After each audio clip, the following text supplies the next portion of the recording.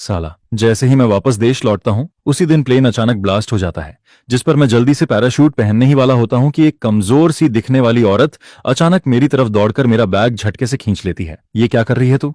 मैं गुस्से में उससे बहस करने ही वाला होता हूँ, जिस पर वो अचानक मेरे बिल्कुल पास आ जाती है और अपने सॉफ्ट लिप्स सीधे मेरे मुंह पर दबा देती है। सच में यार, 7 साल से गर्लफ्रेंड के साथ हूँ लेकिन उसके लिप्स का लिपस्टिक तक प्रॉपरली फील नहीं किया, और ये औरत तो जैसे मुझे पूरा निगल ही लेना चाहती है। फिर मुझे महसूस होता है कि उसका हाथ कहीं गलत जगह मूव कर रहा है, जिस पर मैं अंदर से और भड़क जाता हूँ। क्या खुद को सुंदर समझकर कुछ भी करेगी क्या? मैं गुस्से में उसे दूर धकेलने ही वाला होता हूँ, तभी कुछ लंबे चौड़े बॉडी वाले आदमी हमारे पास आते हैं, जिनकी नजरें चारों तरफ स्कैन कर रही होती हैं, जिस पर उनमें से एक कहता है, यहाँ नहीं है, वो इतनी आसानी से जंप करने की हिम्मत नहीं करेगा, ऊपर से वो बुरी तरह घायल भी है, जरूर भीड़ में छुपा होगा, चलो आगे ढूंढते हैं। फिर वो लोग थोड़ी देर सर्च करते हैं और गुस्से में वहां से चले जाते हैं, जिसे देखकर मेरे मन में अजीब सा डर बैठने लगता है। इसके बाद एक और ग्रुप वहां आ जाता है और मैं देखता हूं कि उनमें से एक आदमी अपना हाथ कपड़ों के अंदर डालता है, जिस पर मुझे शक होता है कि शायद उसके पास गन है। तभी एक खतरनाक नजर सीधे मेरी तरफ टिक जाती है, लेकिन वो आदमी बस एक नजर डालकर कहता है, बस एक कपल है जो बिछड़ने वाला है, कोई खतरा नहीं है। जिस पर मैं थोड़ा राहत की सांस लेता हूं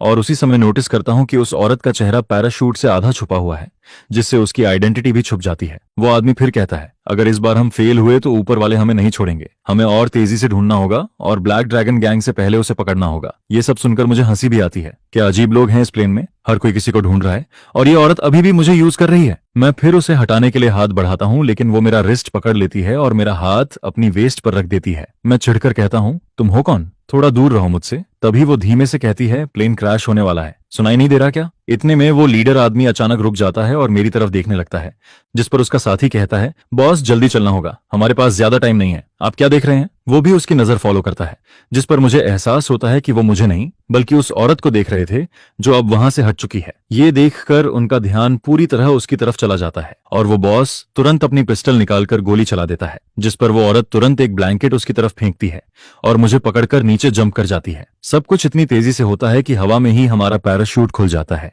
और हम दोनों आसमान में तैरते हुए प्लेन से दूर होते जाते हैं। तभी पीछे से गोलियों की आवाज गूंजती है और वो लोग चिल्लाते हैं, वही है, भाग रहा है, जल्दी फायर करो। हमारा पैराशूट दूर जाता देख वो बॉस गुस्से में चिल्लाता है, जल्दी पीछा करो, और फिर वो सब भी पैराशूट पहनकर नीचे कूद जाते हैं। मैं अंदर से घबरा जाता हूँ। मैंने कभी नहीं सोचा था कि मैं ऐसे किसी पागल सिचुएशन में फंस जाऊंगा। ये औरत आखिर है कौन और इतने गैंग्स इसे क्यों मारना चाहते हैं? मैं उससे पूछने ही वाला होता हूँ, तभी देखता हूँ कि उसकी आंखें बंद हो चुकी हैं और उसका हाथ जो मेरी वेस्ट पकड़ रहा था ढीला पड़ जाता है। उसका पूरा बॉडी अचानक लिम्प हो जाता है। मैं घबरा जाता हूँ। अरे सो मत। मैं डर के मारे उसे और कसकर पकड़ लेता हूँ। क्या ये शॉक से बेहोश हो गई है? तभी मुझे महसूस होता है कि पैराशूट फट चुका है और वो औरत भी पूरी तरह अनकॉन्शियस हो चुकी है। मैं मन ही मन भगवान से प्रार्थना करता हूँ, क्या सच में आज यहीं मरने वाला हूँ? नीचे सिर्फ एंडलेस समुद्र दिखाई देता है और मैं बस यही उम्मीद करता हूँ कि ये पैराशूट थोड़ी देर और टिक जाए। मैं मरना नहीं चाहता, ऐसे बेवकूफी भरे तरीके से एंड नहीं होना चाहता, लेकिन पैराशूट तेजी से नीचे गिरता जाता है। 20 साल की जिंदगी में मैंने खुद को इतना अनलकी कभी महसूस नहीं किया। आज तो हर मुसीबत मेरे ऊपर टूट रही है, सोचने का भी टाइम नहीं मिलता। तभी एक जोरदार आवाज के साथ हम दोनों सीधे समुद्र में गिर जाते हैं। पानी चारों तरफ उछलता है और मैं संभल नहीं पाता।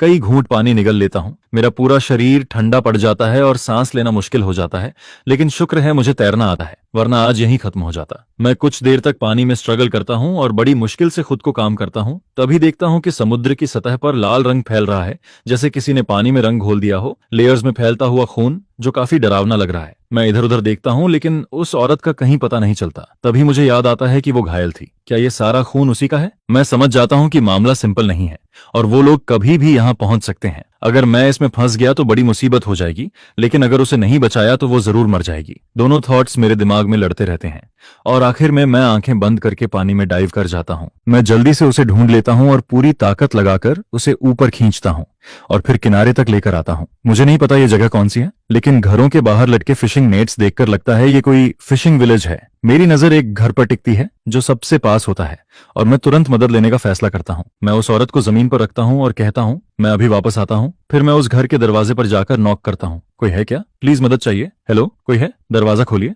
थोड़ी देर बाद दरवाजा चरमराकर खुलता है और एक बूढ़ी औरत सामने आती है जो आराम से चाय पी रही होती है। मैं जल्दी से कहता हूँ, नमस्ते, मेरा प्लेन क्रैश हो गया है, और एक औरत बुरी तरह घायल है। क्या आप मदद कर सकती हैं? वो औरत शांति से चाय पीते हुए समुद्र किनारे पड़ी बॉडी को देखती है और अंदर आवाज लगाती है, अरे सुनते हो, जल्दी आओ, किसी को बचाना है। फिर एक बूढ़ा फिशरमैन बाहर आता है और बिना कुछ बोले उस औरत को उठाकर अंदर ले जाता है। वो मुझसे कहता है, तुम्हारी औरत की हालत बहुत खराब है, ये गन शॉट वन लगता है। जिस पर मैं तुरंत झूठ बोलता हूँ, हाँ, प्लेन में कुछ लुटेरे चढ़ गए थे, उन्होंने लूटपाट की और गोली भी चलाई। वो आदमी कहता है, आजकल का जमाना ही खराब है, तुम थोड़ा रुको, मेरे पास एक खास दवाई है, चाहे जख्म कितना भी बड़ा हो बस लगा दो, कल तक ठीक हो जाएगा। ये सुनकर मैं हैरान हो जाता हूँ, सच में ऐसी दवाई भी होती है? मैंने पहली बार सुना है। वो औरत हल्की सी हंसी के साथ कहती है, मेरे घर वाले कई पीढ़ियों से फिशिंग करते आ रहे हैं, पिछली बार एक बड़ी मछली ने इनके हाथ से मांस तक नोच लिया था, लेकिन दवाई लगाने के बाद अब बिल्कुल ठीक हो गया है। जिसे सुनकर मैं थोड़ा हैरान होता हूँ, सच में ये सुनकर मुझे थोड़ा अजीब सा फील होता है। तभी बूढ़ी औरत एक पानी का बर्तन लेकर आती है और कहती है, पहले तुम इसके घाव साफ कर लो, फिर बाद में दवाई लगानी है। जिस पर मैं नीचे उस औरत की तरफ देखता हूँ और वो दोनों हाथों से मेरी वेस्ट पकड़कर मेरे सीने पर सिर रखकर ऐसे रगड़ रही होती है जैसे कोई स्ट्रांग सहारा पकड़कर चैन से सो रही हो। ये क्या चल रहा है? अभी भी मौका देखकर मुझे यूज कर रही है, ये तो बेहोश थी ना, फिर भी ऐसे हरकत कर रही है।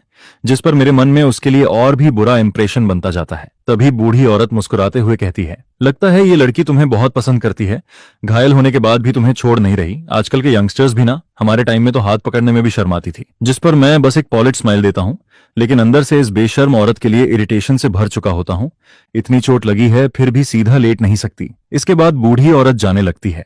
तभी मैं उस औरत का चेहरा ध्यान से देखता हूँ और अचानक थोड़ा रुक जाता हूँ, जिसे देखकर बूढ़ी औरत पूछती है, क्या हुआ? मैं मन में सोचता हूँ, ये औरत कहीं कोई बड़ी आइडेंटिटी तो नहीं? क्या इस छोटे से गांव में भी कोई इसे पहचान सकता है? फिर मैं पूछता हूँ, दादी क्या आप इसे जानती हैं? जिस पर वो थोड़ी देर सोचती है और बुदबुदाती है, थोड़ी जानी पहचानी लगती है, कहीं देखा है शायद। क्या ये कोई वांटेड क्रिमिनल तो नहीं जो टीवी पर आता रहता है, या कोई भागा हुआ कैदी? ये सुनकर मैं भी सोच में पड़ जाता हूँ, सच में इसके पीछे लोग पड़े थे, शायद ये कम से कम 2 गैंग से दुश्मनी रखती है। मैं तुरंत कहता हूँ, दादी ध्यान से याद कीजिए, ये मेरी जान का सवाल है, अगर ये डेंजरस हुई तो मैं तुरंत पुलिस को इन्फॉर्म कर दूंगा। जिस पर वो सिर हिलाती है, मुझे याद नहीं आ रहा, लेकिन तुम दोनों शहर के लगते हो, इतने अच्छे दिखते हो, जैसे कोई सेलिब्रिटी कपल हो। मैं हल्की हंसी के साथ कहता हूँ, ऐसा कुछ नहीं है, कौन सा सेलिब्रिटी हमारी हालत में होता है। फिर वो मुझे दवाई देकर कहती है, इसे इसके घाव पर लगा देना और खाना खाने के बाद मैं तुम्हें बुलवा लूंगी। मैं उन्हें थैंक्स बोलता हूँ और वो दोनों बाहर चले जाते हैं। जिसके बाद मैं उस औरत की तरफ देखता हूँ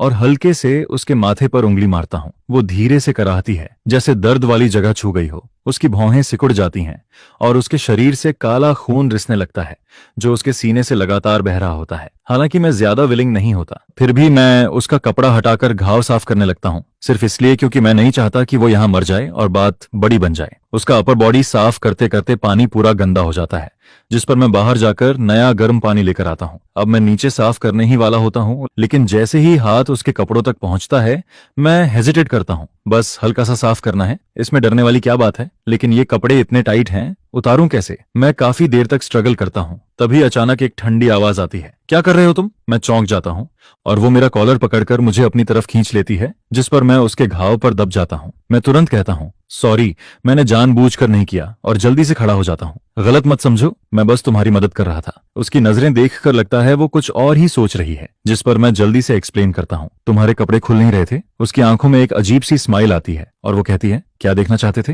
उसकी ये बात सुनकर मेरे रोंगटे खड़े हो जाते हैं और मैं तुरंत कहता हूँ, ऐसा कुछ नहीं है, मेरी गर्लफ्रेंड है, मैं कोई गलत इरादा नहीं रखता। जिस पर वो हंसते हुए कहती है, कपड़े खोलना भी नहीं आता, फिर भी गर्लफ्रेंड है? मैं शर्म और गुस्से में कहता हूँ, हर रिलेशनशिप में ये सब जरूरी नहीं होता, हम दोनों काफी प्योर हैं। वो हल्का सा मुस्कुराती है और कहती है, तभी तो प्लेन में तुम्हारा किस इतना बेकार था, साफ दिख रहा था कि तुम्हारा फर्स्ट किस है। ये सुनते ही मैं और चिढ़ जाता हूँ। इतने सालों से मैं अपना पहला किस अपनी गर्लफ्रेंड के लिए बचाकर रखता हूँ और इस औरत ने उसे ऐसे ही छीन लिया। मैं गुस्से में कहता हूँ, मुझे तुम्हारी ओपिनियन नहीं चाहिए। वो हल्के से मुस्कुराती है और कहती है, मदद नहीं करोगे? अभी तो देखना चाहते थे, अब मुंह क्यों फेर लिया? फिर वो खुद को बहुत खास बताने लगती है, लेकिन मैं कहता हूँ, मेरी गर्लफ्रेंड तुमसे बेहतर है। ये सुनकर वो थोड़ी सरप्राइज्ड होती है, फिर हल्का सा मुस्कुराती है और धीरे धीरे मेरे करीब आती है, मेरे स्लीव को पकड़ती है जैसे कुछ बोलने वाली हो, लेकिन अचानक उसका बैलेंस बिगड़ जाता है। मैं तुरंत उसे पकड़ने के लिए आगे बढ़ता हूँ, लेकिन उसी पल उसके होंठ फिर से मेरे होंठों से टकरा जाते हैं और मैं कुछ सेकंड्स के लिए पूरी तरह फ्रीज हो जाता हूँ। फिर मैं गुस्से में उसे दूर करता हूँ, तुम्हें क्या प्रॉब्लम है? ऐसे बिहेव क्यों कर रही हो? वो एक शरारती बिल्ली की तरह मुस्कुराती है और कहती है, तुम खुद पास आए थे। मैं और भड़क जाता हूँ, अगर तुम गिरती नहीं तो मैं आता ही क्यों? मैं सोचता हूँ, मैंने आज तक इतनी बोल्ड औरत नहीं देखी और उसकी आंखों में मजाक साफ दिख रहा होता है, जैसे वो मेरी इरिटेशन एंजॉय कर रही हो। वो फिर कहती है, अगर इतना ही बुरा लगा तो तुम भी किस कर सकते हो। मैं कुछ बोल पाता उससे पहले वो फोन मांगती है। फोन दो, मुझे देखना है। मैं अंदर ही अंदर सोचता हूँ, ये औरत आखिर है कौन। जितना देखता हूँ उतना ही लगता है ये कोई क्रिमिनल है। तभी दरवाजे पर नॉक होता है। अरे नौजवान, खाना तैयार है। और तुम्हारी औरत भी जाग गई क्या? ये सुनकर मैं अंदर ही अंदर चिल्लाता हूँ, ये मेरी औरत नहीं है। लेकिन बाहर से कहता हूँ, हम अभी आते हैं, धन्यवाद। तभी वो औरत जानबूझकर कहती है, तुमने अभी तक मुझे दवाई नहीं लगाई, जैसे किसी तीसरे को सुनाना चाहती हो। जिस पर मैं उसे घूर कर देखता हूँ, जैसे कहना चाहता हूँ, खुद भी तो लगा सकती हो। अरे नौजवान, इतना टाइम हो गया फिर भी तुमने अपनी लड़की को दवाई नहीं लगाई क्या? जल्दी करो वरना घाव और खराब हो जाएगा। पहले एंटीसेप्टिक से घाव साफ करना, फिर उसके बाद पाउडर डालना। मैं तुम दोनों को डिस्टर्ब नहीं करती, दवाई लगाकर बाहर खाना खाने आ जाना। ये कहकर वो दरवाजा बंद कर देती है। जिस पर मैं उस औरत को घूर कर देखता हूँ और वो हल्का सा मुस्कुराकर सिर हिला देती है, जैसे इस रिजल्ट से काफी सेटिस्फाइड हो। मैं अंदर ही अंदर दांत पीसता रहता हूँ। इसके बाद मैं आधी बोतल एंटीसेप्टिक उसके घाव पर डाल देता हूँ, जिससे हल्की जलन होती है, लेकिन वो बस हल्की सी कराहती है। सच में ये औरत काफी स्ट्रांग है। फिर मैं उसके घाव साफ करता हूँ, पाउडर डालता हूँ और धीरे धीरे बैंडेज बांध देता हूँ। ये सब खत्म होने के बाद हम दोनों कमरे से बाहर निकलते हैं। डाइनिंग एरिया में बूढ़ा कपल पहले से ही बैठा होता है, भूख से इंतजार करते हुए। जैसे ही वो हमें देखते हैं, बूढ़ी औरत मुस्कुराकर कहती है, बेटी अब ठीक हो ना? आओ बैठो, खाना तैयार है। बूढ़ा आदमी भी हंसकर कहता है, कुछ खास नहीं है, बस सिंपल खाना है। उम्मीद है तुम लोग बुरा नहीं मानोगे। जिस पर मैं उनकी तरफ से थैंक्स बोलता हूँ, क्योंकि मुझे पता है ये औरत तो कुछ बोलेगी नहीं। मैं बैठ जाता हूँ, लेकिन वो औरत अभी भी खड़ी होकर पूरे घर को ऑब्जर्व कर रही होती है और अचानक पूछती है, ये जगह कौन सी है? उसकी आवाज में एक अलग ही दबाव होता है, जिसे सुनकर बूढ़ी औरत जल्दी से जवाब देती है, ये एक फिशिंग विलेज है साउथ सिटी के बॉर्डर पर। जिस पर वो कहती है, साउथ सिटी? सुना है ईस्ट सिटी से करीब 10 घंटे दूर है। फिर वो तुरंत कहती है, मेरा फोन दो। बूढ़ी औरत जवाब देती है, यहाँ मोबाइल नहीं चलता, टाउन में एक लैंडलाइन है। कल मेरे पति तुम्हें वहां ले जाएंगे, करीब 2 घंटे लगेंगे। वो आगे बताती है कि यहाँ कोई कम्युनिकेशन सिस्टम नहीं है। 3 पीढ़ियों से वो लोग फिशिंग कर रहे हैं और बाहरी दुनिया से ज्यादा कॉन्टैक्ट वक्त नहीं रखते। मैं उसे इशारे से बैठने को कहता हूँ और वो भी बिना आर्ग्यू किए मेरे पास बैठ जाती है। टेबल पर सिंपल खाना रखा होता है, एक फिश और फिश सूप। बर्तन पुराने और टूटे फूटे होते हैं, लेकिन साफ होते हैं, लगता है सालों से यूज हो रहे हैं। जिस पर वो औरत खाना देखकर एपेटाइट खो देती है। बूढ़ी औरत कहती है, बेटी खाओ ना, गर्म है। और उसके लिए फिश निकालने लगती है, लेकिन वो अचानक मना कर देती है, जिससे बूढ़ी औरत ऑकवर्ड हो जाती है। तो मैं तुरंत बात संभालता हूँ, वो खुद ले लेगी, आप खाइए। और मैं फिश उठाकर बूढ़ी औरत के बाउल में डाल देता हूँ। फिर मैं एक और पीस उठाकर उस औरत को देता हूँ जिसमें काफी बोन्स होती हैं, और कहता हूँ, आराम से खाना, इसमें बोन्स ज्यादा है, सिवंस ज्यादा हैं। मैं अंदर ही अंदर खुश होता हूँ, जैसे थोड़ा रिवेंज ले लिया हो। लेकिन वो औरत सब समझ जाती है, फिर भी गुस्सा नहीं होती, बल्कि हल्का सा मुस्कुराती है। वो कहती है, घर पर तो तुम मेरे लिए बोन्स निकालते हो, मैं सिर्फ वही खाती हूँ। जिस पर मैं दांत भींचता हूँ, लेकिन बुजुर्गों के सामने चुप रहता हूँ। ड्रामा मत करो, खुद खाओ। वो और भी टीजिंग टोन में कहती है, तुम मुझे खिलाओगे नहीं? ये सुनकर दोनों बुजुर्ग थोड़ा ऑकवर्ड हो जाते हैं और मैं अंदर ही अंदर शर्म और गुस्से में जल रहा होता हूँ। मैं सोचता हूँ, ये क्या बोल रही है? ये लोग हमें कपल समझ रहे हैं और ये औरत तो हद कर रही है। तभी बूढ़ा आदमी कहता है, तुम लोग जैसे नॉर्मली खाते हो वैसे ही खाओ, हमें इग्नोर करो। मैं कुछ एक्सप्लेन करने ही वाला होता हूँ, लेकिन वो जल्दी से बोल देती है, हम तो यूजुअली एक दूसरे को खिलाते हैं। ये सुनकर बूढ़ा आदमी शौक में खांसते हुए खाना उगल देता है और बूढ़ी औरत उसे संभालती है। इस मौके का फायदा उठाकर मैं धीरे से कहता हूँ, बस करो अब। लेकिन वो कैजुअली बिहेव करती रहती है, जैसे कह रही हो, या तो तुम मुझे खिलाओ या मैं तुम्हें खिलाऊंगी। आखिर मैं उसका बाउल उठाता हूँ, फिश का टुकड़ा बोन्स के साथ उसके मुंह में डालता हूँ और कहता हूँ, इसे बोन्स पसंद है, आप लोग चिंता मत करो। मैं गुस्से में उसे और खिलाता हूँ, लेकिन वो फिर भी मुस्कुराती रहती है, जैसे कुछ हुआ ही नहीं। बाहर से हम दोनों एक क्लोज कपल जैसे लग रहे होते हैं। मैं सोचता हूँ इस बार मैंने जीत लिया, लेकिन तभी वो अचानक पास आ जाती है और अपने मुंह से फिश मेरे मुंह में डाल देती है। मैं शॉक में फ्रीज हो जाता हूँ और वो मुझे मजबूर कर देती है कि मैं सब निगल लूं। मैं घिन महसूस करता हूँ, लेकिन वो मेरे लिप्स टाइटली पकड़ लेती है और मुझे निगलने पर मजबूर कर देती है। दोनों बुजुर्ग ये देखकर दंग रह जाते हैं, जैसे उन्होंने ऐसा कुछ पहले कभी नहीं देखा। मैं मुश्किल से निगलता हूँ और सोचता हूँ कि बोन्स गले में अटक जाएंगी, लेकिन ऐसा कुछ नहीं होता। मैं हैरान होकर उसे देखता हूँ और वो आराम से बोन्स बाहर निकालकर टिश्यू से साफ कर देती है। उसके एक्शंस काफी स्मूथ होते हैं। फिर वो कैजुअली पूछती है, खुद खाओगे या मैं खिलाऊं? मैं तुरंत बॉल पकड़ लेता हूँ, मैं खुद खाऊंगा और उसकी तरफ देखना भी अवॉइड करता हूँ। इसके बाद मैं जल्दी जल्दी खाना खाने लगता हूँ और वो मुझे और परेशान नहीं करती। वो आराम से मुझे एक बड़ा सा मछली का टुकड़ा उठाकर देता है, जैसे आसपास कोई है ही नहीं, जिस पर वो बड़े आराम से उसके सारे कांटे भी निकाल देता है। धीरे खाओ। वो बिल्कुल एक स्ट्रिक्ट पेरेंट जैसा बिहेव करता है, जिसे देखकर मैं बस यही सोचती हूँ कि काश मैं जल्दी जल्दी खा पाती, जितना जल्दी हो सके उतना खा लूं। ताकि इस छोटी सी डेविल से दूर रह सकूं। और फिर ये खाना एक अजीब सी ऑकवर्ड फीलिंग के साथ खत्म होता है। इसके बाद बूढ़ा आदमी एक पुराना बॉक्स खोलता है और उसमें से कुछ पुराने रफ कपड़े निकालता है जो कई सालों से संभाल कर रखे गए थे। लड़के, तुम लोगों ने अभी तक नहाया नहीं है ना? ये कपड़े मैंने और मेरे हस्बैंड ने शादी के वक्त पहने थे, पहले इस्तेमाल हो चुके हैं। अगर तुम्हें बुरा न लगे तो तुम दोनों पहन सकते हो। नहाने का पानी मैंने पहले से तैयार रखा है, बस उस कमरे में है। जिस पर मैं थोड़ा हेजिटेट करती हूँ और मना करने लगती हूँ। ऐसे कैसे ले सकते हैं? ये तो आपकी वेडिंग ड्रेस है, अब मैं इन्हें पहन भी नहीं सकती, बस याद के तौर पर रखे हैं। यहाँ इससे अच्छे कपड़े भी नहीं हैं। उम्मीद है तुम लोग मना नहीं करोगे। जिस पर वो औरत जबरदस्ती कपड़े मेरे हाथ में थमा देती है। मैं चाहकर भी मना नहीं कर पाती और आखिरकार ले लेती हूँ। फिर अचानक वो दूसरी औरत ठंडी आवाज में बोलती है, ये कपड़े तुम्हारे लिए सूट नहीं करते। जिसे सुनकर मैं खुद को रोक नहीं पाती और पलटकर जवाब देती हूँ, तुमसे क्या मतलब?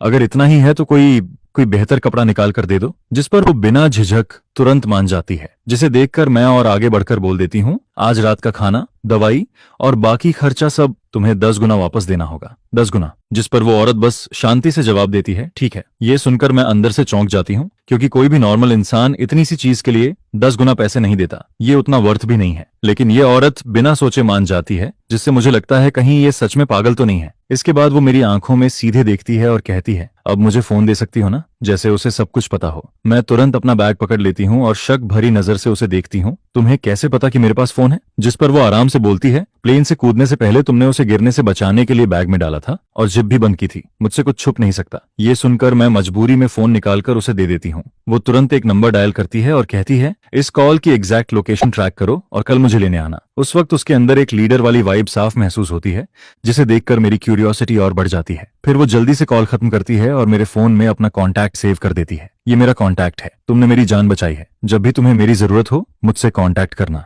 जिस पर मैं तुरंत फोन वापस खींच लेती हूँ और मन में सोचती हूँ, ये खुद ही अटैक हो रही है। इसके पास जाने से कहीं मैं और मुसीबत में ना पड़ जाऊं। मैं साफ कह देती हूँ, चिंता मत करो, मैं तुम्हें ढूंढने नहीं आऊंगी। इसके बाद मैं उससे बात बढ़ाना नहीं चाहती और नहाने जाने लगती हूँ। तभी वो लड़का बोलता है, इस फेवर के बदले तुम मुझसे कुछ भी मांग सकती हो, कुछ भी, मैं सब मानूंगा। जिस पर मैं रुकती हूँ और पीछे मुड़कर पूछती हूँ, पक्का? वो कॉन्फिडेंटली बोलता है, हाँ। जिस पर मैं थोड़ा सार्कास्टिक होकर बोलती हूँ, अगर मैं एक लग्जरी कार और विला मांगूं तो? वो तुरंत मुस्कुराकर कहता है, कार और विला तो दे ही दूंगा, साथ में खुद को भी बोनस में दे दूं तो? ये सुनकर मैं इरिटेट हो जाती हूँ और उससे बहस करना टाइम वेस्ट लगता है। मैं सीधे कहती हूँ, हटो, मुझे नहाने जाना है। उसी दौरान बाहर बूढ़ा आदमी अचानक कुछ याद करता है और कहता है, वो लड़की, क्या वो टीवी में आने वाली वही नहीं है? वो बिलियनर कंपनी की चेयरमैन फू चिंगहुआन? जिस पर बूढ़ी औरत बोलती है, तुम ज्यादा टीवी देखते हो, कोई चेयरमैन यहाँ क्यों आएगा? लेकिन बूढ़ा आदमी जवाब देता है, वो प्लेन से आई है, जरूर कोई खास होगी, टीवी में भी तो चेयरमैन लोग प्लेन से घूमते हैं। फिर वो हंसने लगता है और कहता है,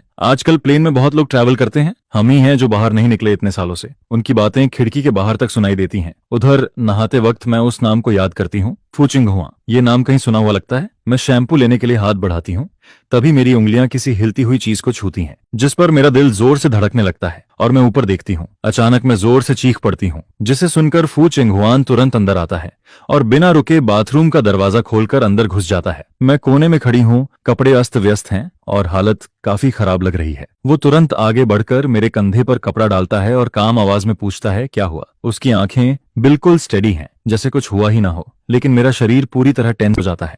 मैं उसके कंधे को कसकर पकड़ लेती हूँ, नसें उभर आती हैं और डर से कांपती आवाज में बोलती हूँ, सांप। वो थोड़ा रुकता है, फिर हल्का सा मुस्कुराता है, तुम सांप से डरती हो? जल्दी यहाँ से निकलो। मैं ऑलमोस्ट आदेश देने वाले टोन में बोलती हूँ, इसे हटाओ, क्योंकि अभी अभी मैंने उसे छुआ था, जिससे मेरा पूरा शरीर सुन्न पड़ जाता है। बचपन से सांप मेरा सबसे बड़ा डर रहा है। तभी अचानक वो सांप दीवार से उड़कर खिड़की पर जा बैठता है, जिस पर मैं और डर जाती हूँ। चेहरा पूरी तरह सफेद पड़ जाता है और इंस्टिंक्टिवली पीछे हटने लगती हूँ। घबराहट में मैं उसका कंधा और जोर से पकड़ लेती हूँ, जिस पर वो हल्की सी दर्द भरी आवाज निकालता है। उसकी चेस्ट का घाव फिर से दब जाता है। वो धीरे से कहता है, हिलो मत, जितना डरोगी ये उतना पास आएगा। ये सुनकर मैं फ्रीज हो जाती हूँ, माथे पर पसीना आ जाता है और नर्वस होकर पूछती हूँ, ये जाएगा ना? वो कमरे को देखता है, थोड़ा परेशान होता है। तभी बाहर से बूढ़ा आदमी पूछता है, सब ठीक है ना? जिस पर वो दरवाजे के सामने खड़ा होकर कहता है, सब ठीक है, बस थोड़ा डर गई है। फिर वो मेरा हाथ पकड़कर मुझे बाहर ले आता है। हम वापस कमरे में आते हैं और वो मुझे बेड के पास बैठा देता है। वो हल्के से मुस्कुराकर कहता है, इतना डर लगता है क्या? लेकिन मैं ना खड़ी हो पा रही हूँ ना ठीक से बैठ पा रही हूँ। शरीर अभी भी कांप रहा है, दिमाग में बस वही सांप घूम रहा है। मेरे दोनों हाथ साइड में टिके हुए हैं, पीठ पूरी तरह स्टिफ है और मैं खुद को जबरदस्ती काम करने की कोशिश करती हूँ। मेरी इस तरह की टेंस हालत देखकर उसकी आंखें हल्का सा हिलती हैं, जिस पर वो अचानक फील करता है कि एक आदमी जो साफ साफ डर रहा है फिर भी खुद को संभाल रहा है और वीक नहीं दिखना चाहता, वो उसे अजीब तरह से अट्रैक्ट करने लगता है। वो कहता है, आज रात तुम बेड पर सो जाओ। जिस पर मैं सोचती हूँ कि अगर मैं अभी यहां से नहीं गई तो पता नहीं क्या कर बैठूंगी। मैं जाने लगती हूँ, तभी वो मुझे रोक कर कहता है, रुको। मैं डर के मारे दीवार पर रेंग रहे उस कीड़े को घूरती रहती हूँ, जिसकी स्लो मूवमेंट देखकर भी मेरी नजर हटती ही नहीं है। ये घर सच में अजीब है, हर जगह कुछ ना कुछ रेंगता रहता है, कहीं इंसेक्ट तो कहीं उड़ने वाले छोटे छोटे बग्स। जिस पर वो हंसकर कहता है, क्या तुम इंसेक्ट से भी डरती हो? तुम सच में आदमी हो भी या नहीं? मैं सिर हिलाकर कहती हूँ, बचपन में मुझे किसी चीज से डर नहीं लगता था, लेकिन एक बार फ्लाइंग कॉकरोचेस ने मुझ पर अटैक किया था, उसके बाद से मैं हर तरह के इंसेक्ट से डरने लग गई हूँ। फिर वो कहता है, पहले कपड़े पहन लो। जिस पर मैं नीचे देखती हूँ और रियलाइज करती हूँ कि मेरे शरीर पर सिर्फ एक टॉवेल है। ये देखकर मैं और ऑकवर्ड फील करती हूँ और जल्दी जल्दी कपड़े पहन लेती हूँ। फिर वो कैजुअली बोलता है, अब तो तुम्हारा जी करता होगा कि खुद को खत्म कर लो, है ना? लेकिन वो मुझे मजाक नहीं उड़ा रहा होता और फिर आराम से आकर मेरे पास लेट जाता है। जिस पर मैं हैरान होकर पूछती हूँ, क्या तुम आज रात यहीं सोने वाले हो? वो सीधा जवाब देता है, और क्या? मैं हेजिटेंट होकर कहती हूँ, हम दोनों स्ट्रेंजर्स हैं, एक कमरे में साथ सोना, अगर किसी को पता चला तो तुम्हारी रेपुटेशन। जिस पर वो बीच में ही रोक देता है, टेंशन मत लो, मुझे तुम्हें कोई इंटरेस्ट नहीं है और वैसे भी मैं इंजर्ड हूँ, कुछ कर भी नहीं सकता। मैं सोच में पड़ जाती हूँ, बात तो सही है, लेकिन फिर भी मेरा गार्ड पूरी तरह डाउन नहीं होता। मेरे डाउटफुल एक्सप्रेशन को देखकर वो कहता है, अगर कॉकरोच आया तो मैं हेल्प कर दूंगा, मैं तुम्हारी तरह डरपोक नहीं हूँ। ये सुनकर मैं थोड़ा शांत होती हूँ, पूरा दिन थकी हुई भी हूँ। जिस पर धीरे धीरे मेरी सावधानी कम होती है और मैं लेट जाती हूँ। अगली सुबह तेज हवा खिड़की से टकराती है, टेप लगी खिड़की जोर जोर से हिलती है। या तो हवा बहुत तेज है या ये पुराना घर बहुत कमजोर हो चुका है। तभी छत की टाइल्स उड़कर नीचे गिरने लगती हैं, जिस पर जैसे जैसे एक लग्जरी प्लेन पास आता है, टाइल्स और तेजी से गिरने लगती हैं और देखते ही देखते छत पूरी तरह उखड़ जाती है। घर का सारा सामान हवा में उड़ने लगता है, खिड़कियां भी टिक नहीं पाती। पूरा सीन काफी डरावना बन जाता है। बाहर बूढ़ा आदमी ये देखकर घबरा जाता है और तुरंत भागकर एक कोने में छिप जाता है। वो प्लेन बार बार उतरने की कोशिश करता है, लेकिन जगह कम होने की वजह से नहीं उतर पाता। फिर कुछ चक्कर लगाने के बाद दूर जाकर लैंड करता है, जिस पर आसपास के फिशरमैन और विलेजर्स तमाशा देखने के लिए इकट्ठा हो जाते हैं। ये छोटा सा गांव जो दुनिया से कटा हुआ था, आज पहली बार इतना हलचल देख रहा है। मैं इस शोर से जागती हूँ और रियलाइज करती हूँ कि मैं फू चिंगहुआन को पकड़कर सो रही थी। जिस पर मैं तुरंत उठकर बैठ जाती हूँ, लेकिन शुक्र है कि हम दोनों ठीक से कपड़ों में हैं। मैं उसकी तरफ देखती हूँ, वो मुझे घूर रहा है, चेहरे पर साफ डिस्गस्ट है। वो कहता है, रात भर तुम मुझे पिलो की तरह हग करते रहे, मुझे सोने भी नहीं दिया। ये सुनकर मैं शॉक हो जाती हूँ और रात का सपना याद आता है, जिसमें मैं कुछ सॉफ्ट और वार्म चीज को पकड़े हुए था और वो असल में यही औरत निकलती है। मैं पूछती हूँ, तो तुमने मुझे जगाया क्यों नहीं? वो जवाब देता है, अगर तुम्हें जगाता और तुम वायलेंट हो जाते तो तब तो सिर्फ हक करना ही नहीं होता। उसकी बात सुनकर मैं इरिटेट हो जाती हूँ। ये औरत सच में अजीब तरीके से बात करती है। तभी मुझे बाहर का शोर याद आता है। वो कहती है, मेरे लोग हमें लेने आ गए हैं। फिर वो उठकर कहती है, चलो अभी चलते हैं। मैं बोलती हूँ, लेकिन मैंने अभी तक ब्रश भी नहीं किया। जिस पर वो मना कर देती है और कहती है, मैं तुम्हें कहीं और ले जाऊंगी या तुम उस कॉकरोच वाले कमरे में जाना चाहते हो? कॉकरोच का नाम सुनते ही मैं तुरंत मना कर देता हूँ। मेरे पास कोई और ऑप्शन नहीं होता, इसलिए मैं उसके साथ बाहर निकलता हूँ। बाहर काफी लोग इकट्ठा हैं और थोड़ी दूरी पर एक प्राइवेट जेट खड़ा है जो बेहद लग्जूरियस दिख रहा है। उस पर एक स्पेशल लोगो बना है जो उसे और भी हाई क्लास बनाता है। मैं बचपन से लग्जरी में पला हूँ, हर तरह के प्लेन में बैठ चुका हूँ, लेकिन ये प्लेन ये तो उन सबसे भी कई गुना ज्यादा एक्सपेंसिव है, जिसकी कीमत अरबों में है। कहा जाता है कि इसके अंदर living area, work space, entertainment zone, rest area, bedroom सब कुछ मौजूद है। तभी एक वुमन प्लेन से उतरती है। उसका ऑरा देखकर लगता है जैसे कोई रिच हेयरेस हो। जिस पर वो मेरी तरफ बढ़ती है, होंठों पर हल्की सी स्माइल है। मैं मन में सोचता हूँ, क्या ये मेरी फैन है या मुझे पसंद करती है? इतनी दूर इस छोटे गांव में ये मुझे कैसे ढूंढ सकती है? अगर फैन नहीं है तो मुझे ऐसे क्यों देख रही है? मैं कंफ्यूज होकर सोचता हूँ, अगर ये प्रपोज कर दे तो मैं क्या जवाब दूंगा? मेरे पास ऑलरेडी गर्लफ्रेंड है। लेकिन तभी वो मेरे पास से गुजरकर सीधे फू चिंगहुआन के सामने पहुंच जाती है और झुककर कहती है, मिस, आखिरकार मैंने आपको ढूंढ लिया, मुझसे गलती हो गई। मुझे उम्मीद नहीं थी कि वो लोग प्लेन में ही अटैक कर देंगे। ये सुनकर मैं शॉक हो जाता हूँ। ये लड़की आखिर है कौन? फू चिंगहुआन शांत होकर पूछती है, सब पता चला? वो जवाब देती है, ब्लैक ड्रैगन गैंग और एक्सट्रीम ऑर्गेनाइजेशन के अलावा भी कुछ अननोन लोग थे, उन्होंने प्लेन के विंग्स को ब्लास्ट कर दिया था। फू चिंगहुआ पूछती है, टारगेट कौन था? जिस पर वो थोड़ी देर रुककर कहती है, टारगेट एक आदमी था, लेकिन अभी तक कंफर्म नहीं हो पाया। वो मुझे एक नजर देखती है, जैसे सोच रही हो कि मैं कौन हूँ जो उसकी मिस के इतना करीब खड़ा हूँ, क्योंकि उसकी मिस नॉर्मली किसी आदमी के करीब नहीं आती। फू चिंगहुआ कुछ सोचने लगती है, फिर कहती है, इस घर को रिपेयर करवाओ, लैंडिंग के वक्त हमने इनकी छत तोड़ दी। थी,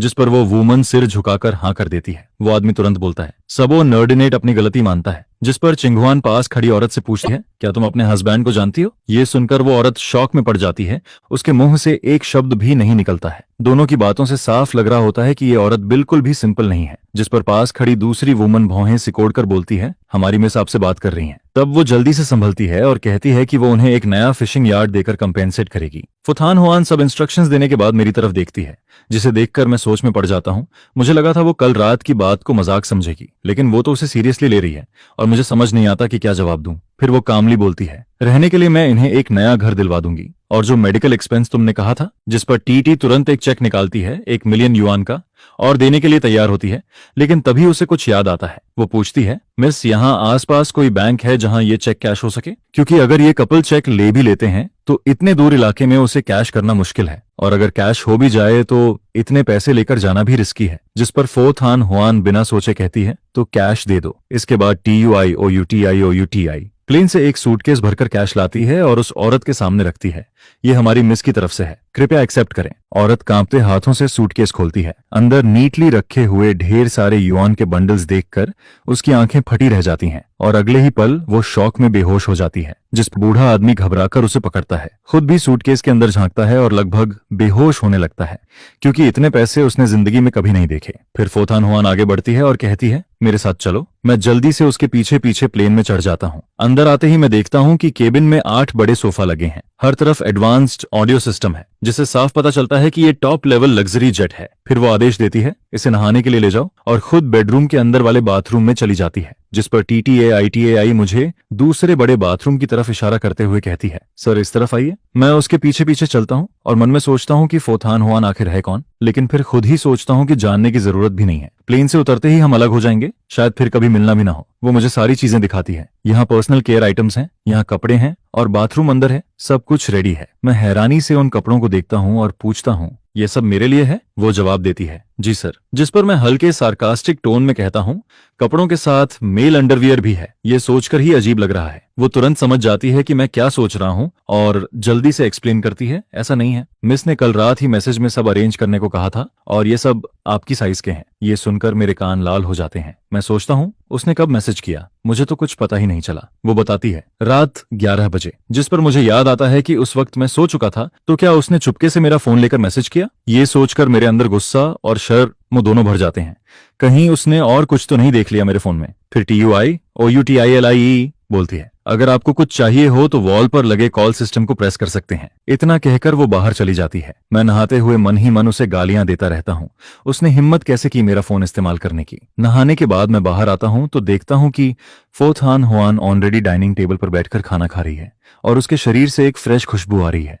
क्लीन ड्रेस में वो बिल्कुल अलग लग रही है और उसका स्टेक काटने का तरीका भी बेहद एलिगेंट है, जिससे साफ पता चलता है कि वो किसी नॉर्मल रिच फैमिली से नहीं है। मैं जैसे ही बैठता हूँ, वो कहती है, कल रात तुमने मेरी जान बचाई थी, इसके बदले मैं तुम्हें 10 मिलियन दूंगी। जिस पर मैं रुक जाता हूँ। ये बात मुझे अजीब लगती है। तभी TT तुरंत एक चेक लिखकर मेरे सामने रखती है, ये हमारी मिस की तरफ से है। मैं ठंडे स्वर में मना कर देता हूँ, जरूरत नहीं है, कल रात तो बस मैंने यूं ही मदद कर दी थी। लेकिन तभी फोथान हुआन बोलती है, इससे सर्विस फी समझ लो। ये सुनकर TOTO पूरी तरह शॉक्ड रह जाती है।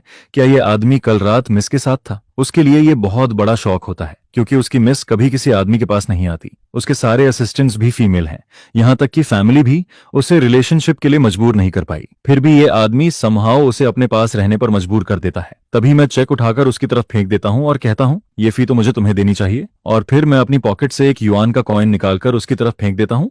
कल रात तुमने अच्छा परफॉर्म किया, ये बोनस है। जिस पर TUIOU तुरंत रिएक्ट करती है। वो जल्दी से चेक और कॉइन दोनों पकड़ लेती है ताकि वो मिस के चेहरे पर ना लगे। फोथान हुआन मुझे एक अजीब सी नजर से देखती है। मैं हल्का सा गला साफ करके कहता हूँ, कल रात जो हुआ उसके बारे में किसी से मत कहना। वैसे भी हमारे बीच कुछ हुआ नहीं है और मेरी ऑलरेडी गर्लफ्रेंड है, इसलिए मिस थोड़ा मेरी सिचुएशन समझिए। ये सुनकर TUIOUTI पूरी तरह हैरान रह जाती है।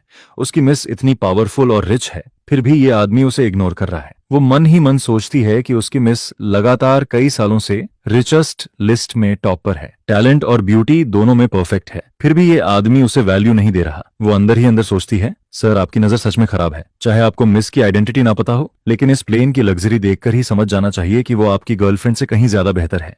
फिर भी आप उसे इंप्रेस करने के बजाय उसे इंसल्ट कर रहे हैं। फोथान हुआन की आवाज अचानक बदल जाती है, जिससे उसका मूड समझ पाना मुश्किल हो जाता है। लेकिन टीयू टीयू समझ जाती है कि उसकी मिस अब सीरियसली इंटरेस्टेड हो चुकी है, जिस पर वो मन ही मन सोचती है, अब ये सिचुएशन और भी इंटरेस्टिंग होने वाली है। लेकिन मिस, तुम भी टॉम से जेलस मत हो, जिस पर नॉर्मली तुम्हें जो भी चाहिए होता है वो तो हैंड टर्न करने जितना इजी मिल जाता है। फिर चाहे सामने वाले की गर्लफ्रेंड हो या फिर वो शादीशुदा ही क्यों ना हो, तुम फिर भी उसे छीन कर अपने पास ला सकती हो। यह सुनकर मैं ठंडी हंसी हंसता हूँ, जिस पर कहता हूँ, फोतीथुर, आप मुझे कुछ ज्यादा ही हाई समझ रही हैं। बस फर्क इतना है कि मैं आपकी तरह कैजुअल नहीं हूँ। कैजुअल? यह सुनकर वो आदमी अपनी मिस को कैजुअल बोलता है क्या, जिस पर श्याओ श्याओ इतना गुस्सा होती है कि उसकी सांस तक अटकने लगती है। लेकिन फोर्थ इन हुआ जरा भी गुस्सा नहीं होती है, बल्कि उल्टा हल्की मुस्कान के साथ बोलती है, सच में? जिसके बाद वो कहती है, पहले खाना खा लो, फिर मुझसे आर्ग्यू करने की ताकत भी आ जाएगी। मैं सामने रखे इस लग्जरी खाने में बिल्कुल इंटरेस्टेड नहीं होता हूँ, लेकिन फिर सोचता हूँ कि कल मैंने उसकी जान बचाई थी और उसने मुझे बार बार इरिटेट भी किया था, जिस पर उसका एक ब्रेकफास्ट खाना कोई बड़ी बात नहीं है। यह सोचकर मैं बिना फॉर्मल हुए खाना शुरू कर देता हूँ, जिस पर फो तिन हुआन मुस्कुराते हुए मुझे देखती है और कैजुअली एक स्टेक काट कर मेरी प्लेट में रख देती है। ट्राई करो, टेस्ट ठीक है। लेकिन मैं फोर्क से उस स्टेक को साइड में हटा देता हूँ। मुझे किसी का लेफ्ट ओवर नहीं खाना है, मैं खुद कट कर सकता हूँ। यह देखकर श्याओ श्याओ पूरी तरह शॉक्ड हो जाती है, जिस पर वो सोचती है कि यह आदमी कितना अलग है, जो चाहे करता है, किसी की परवाह नहीं करता है, और तो और अपनी मिस को भी इग्नोर कर रहा है। बचपन से हो तियथुर के साथ रहने के बाद यह पहली बार है जब कोई उन्हें हवा की तरह ट्रीट कर रहा है, वरना पहले जितने भी आदमी उनके सामने आते थे सब बहुत पॉलिटली बिहेव करते थे, लेकिन यह आदमी सच में अलग नजर आता है।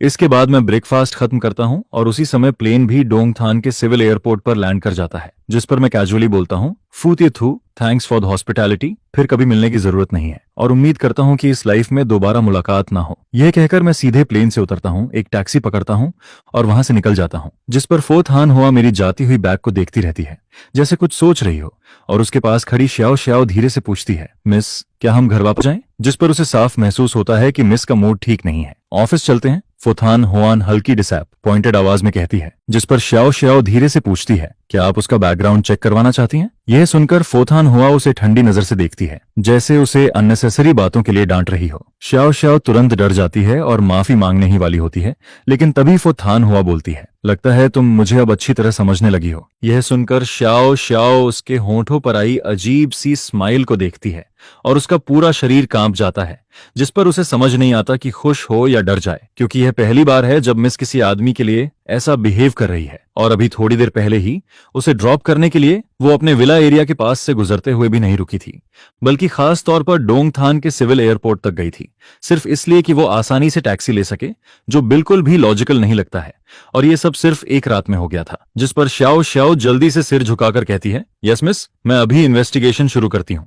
जिस पर फोथान हुआन खिड़की के बाहर इंटरेस्ट से देखती रहती है। आगे मैं टैक्सी में बैठकर एक एड्रेस बताता हूँ, थान नहम ग्रुप, थैंक यू ड्राइवर। यह सुनकर ड्राइवर थोड़ा सरप्राइज्ड होता है और पूछता है, आप लामजियांग नाम रोड वाले थान नहम ग्रुप की बात कर रहे हैं? जिस पर मैं पूछता हूँ, कोई प्रॉब्लम है क्या? ड्राइवर कुछ बोलने ही वाला होता है, लेकिन फिर रुक जाता है और सोचता है कि शायद यह आदमी काफी समय बाद यहाँ आया है, इसलिए उसे पता नहीं कि कंपनी का नाम बदल चुका है। इसके बाद ड्राइवर कुछ नहीं बोलता और सीधे गाड़ी टारगेट की तरफ ले जाता है। मैं खिड़की के बाहर की हवा को फील करता हूँ, जिस पर सोचता हूँ कि डोंगथान, आखिर मैं वापस आ ही गया हूँ, और हवा में एक फेमिलियर सा एहसास होता है, जिससे मेरा मूड अच्छा हो जाता है। फिर मुझे याद आता है कि मैंने अभी तक अपने पेरेंट्स को मैसेज नहीं किया है, लेकिन फिर सोचता हूँ कि रहने देता हूँ, सीधा सामने जाकर सरप्राइज दूंगा। आज लूक नियन नियन का बर्थडे है और मैंने उसके लिए एक गिफ्ट भी तैयार किया था, लेकिन प्लेन से उतरने के बाद वो कहीं दिखता नहीं है, जिस पर मैं थोड़ा इरिटेट हो जाता हूँ और उस औरत को याद करता हूँ जिसने मेरा फर्स्ट किस छीन लिया था। अगर वो नहीं होती तो मैं इन सब ट्रबल्स में नहीं फंसता।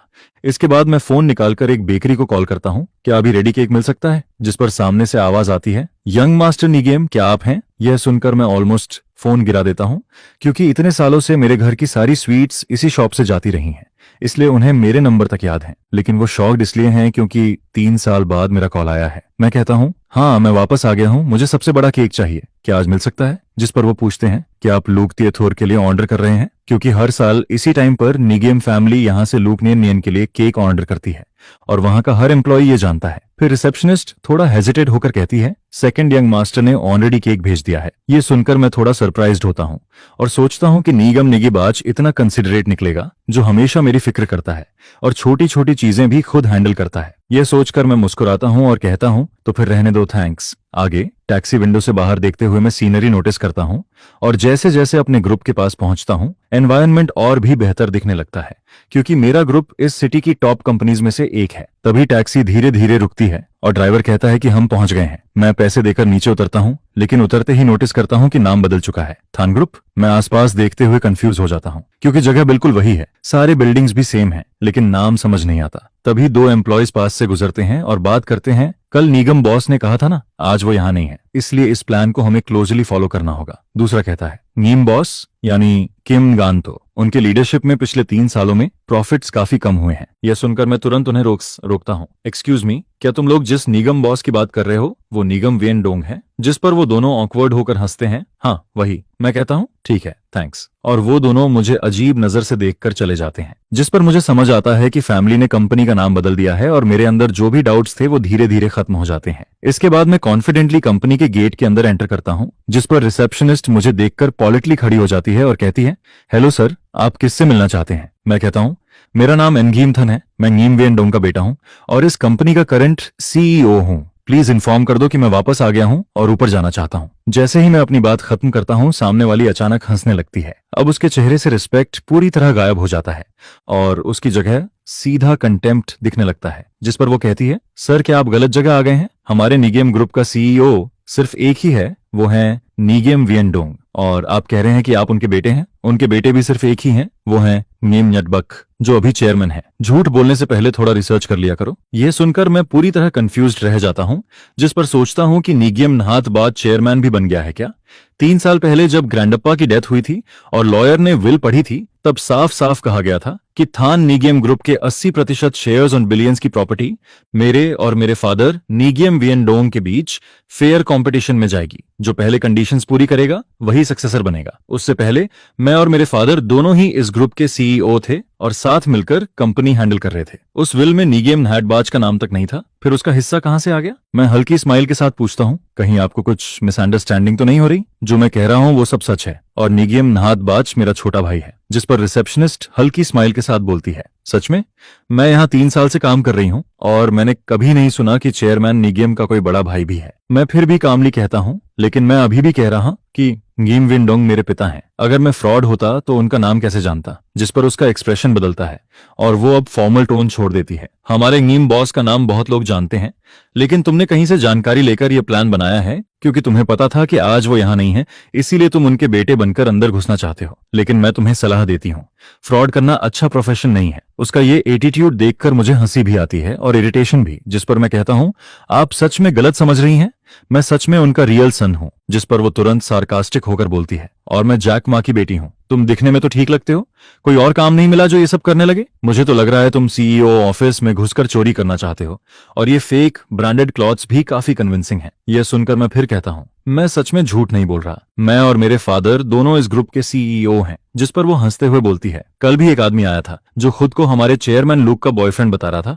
और आज तुम खुद को उनका बेटा बता रहे हो। ये तो और भी मजेदार है। यह सुनकर मैं थोड़ा रुकता हूँ और पूछता हूँ, तुम लूक निम की बात कर रही हो? मैं सच में उसका बॉयफ्रेंड हूँ। यह सुनकर रिसेप्शनिस्ट आंखें घुमाती हैं जैसे बेहोश होने वाली हो, और मैं वांग सिकोंग की गर्लफ्रेंड हूँ। तुम सच में बहुत स्टबर्न हो, अगर अभी नहीं गए तो मैं सिक्योरिटी बुला लूंगी। मुझे समझ आ जाता है कि इससे बहस करना बेकार है, जिस पर मैं कामली कहता हूँ, ठीक है, आप फोन कनेक्ट कर दीजिए, मैं खुद निगेम बॉस से बात कर लूंगा, इससे सब क्लियर हो जाएगा। लेकिन वो गुस्से में बोलती है, अगर तुम ऐसे ही जिद करते रहे तो मैं सच में पुलिस बुला लूंगी। जल्दी निकलो यहाँ से, आज शुभ दिन है, बदकिस्मती मत फैलाओ। मैं पूछता हूँ, क्या खास दिन है आज? जिस पर वो कहती है, तुम्हें पता नहीं, आज हमारी फ्यूचर मैडम यानी चेयरमैन लूक का बर्थडे है और सारे हाई लेवल लीडर्स अभी रूफटॉप गार्डन में उन्हें विश करने गए हैं। तुम यहाँ टाइम वेस्ट करने से अच्छा है वहां जाओ और असली यंग मास्टर को देखो। यह सुनकर मुझे समझ आता है कि इससे बात करना टाइम वेस्ट है, जिस पर मैं तुरंत एक टैक्सी लेता हूँ और अंदर ही अंदर इरिटेट भी होता हूँ और हंस भी रहा होता हूँ कि ये रिसेप्शनिस्ट ओवर डेडिकेटेड है या बस लोगों को परेशान करती है। इसके बाद मैं फोन निकालकर अपने पेरेंट्स को कॉल करता हूँ, लेकिन कई बार ट्राई करने के बाद भी कोई कॉल नहीं उठाता। फिर मैं अपने भाई और लूक निम निम को कॉल करता हूँ,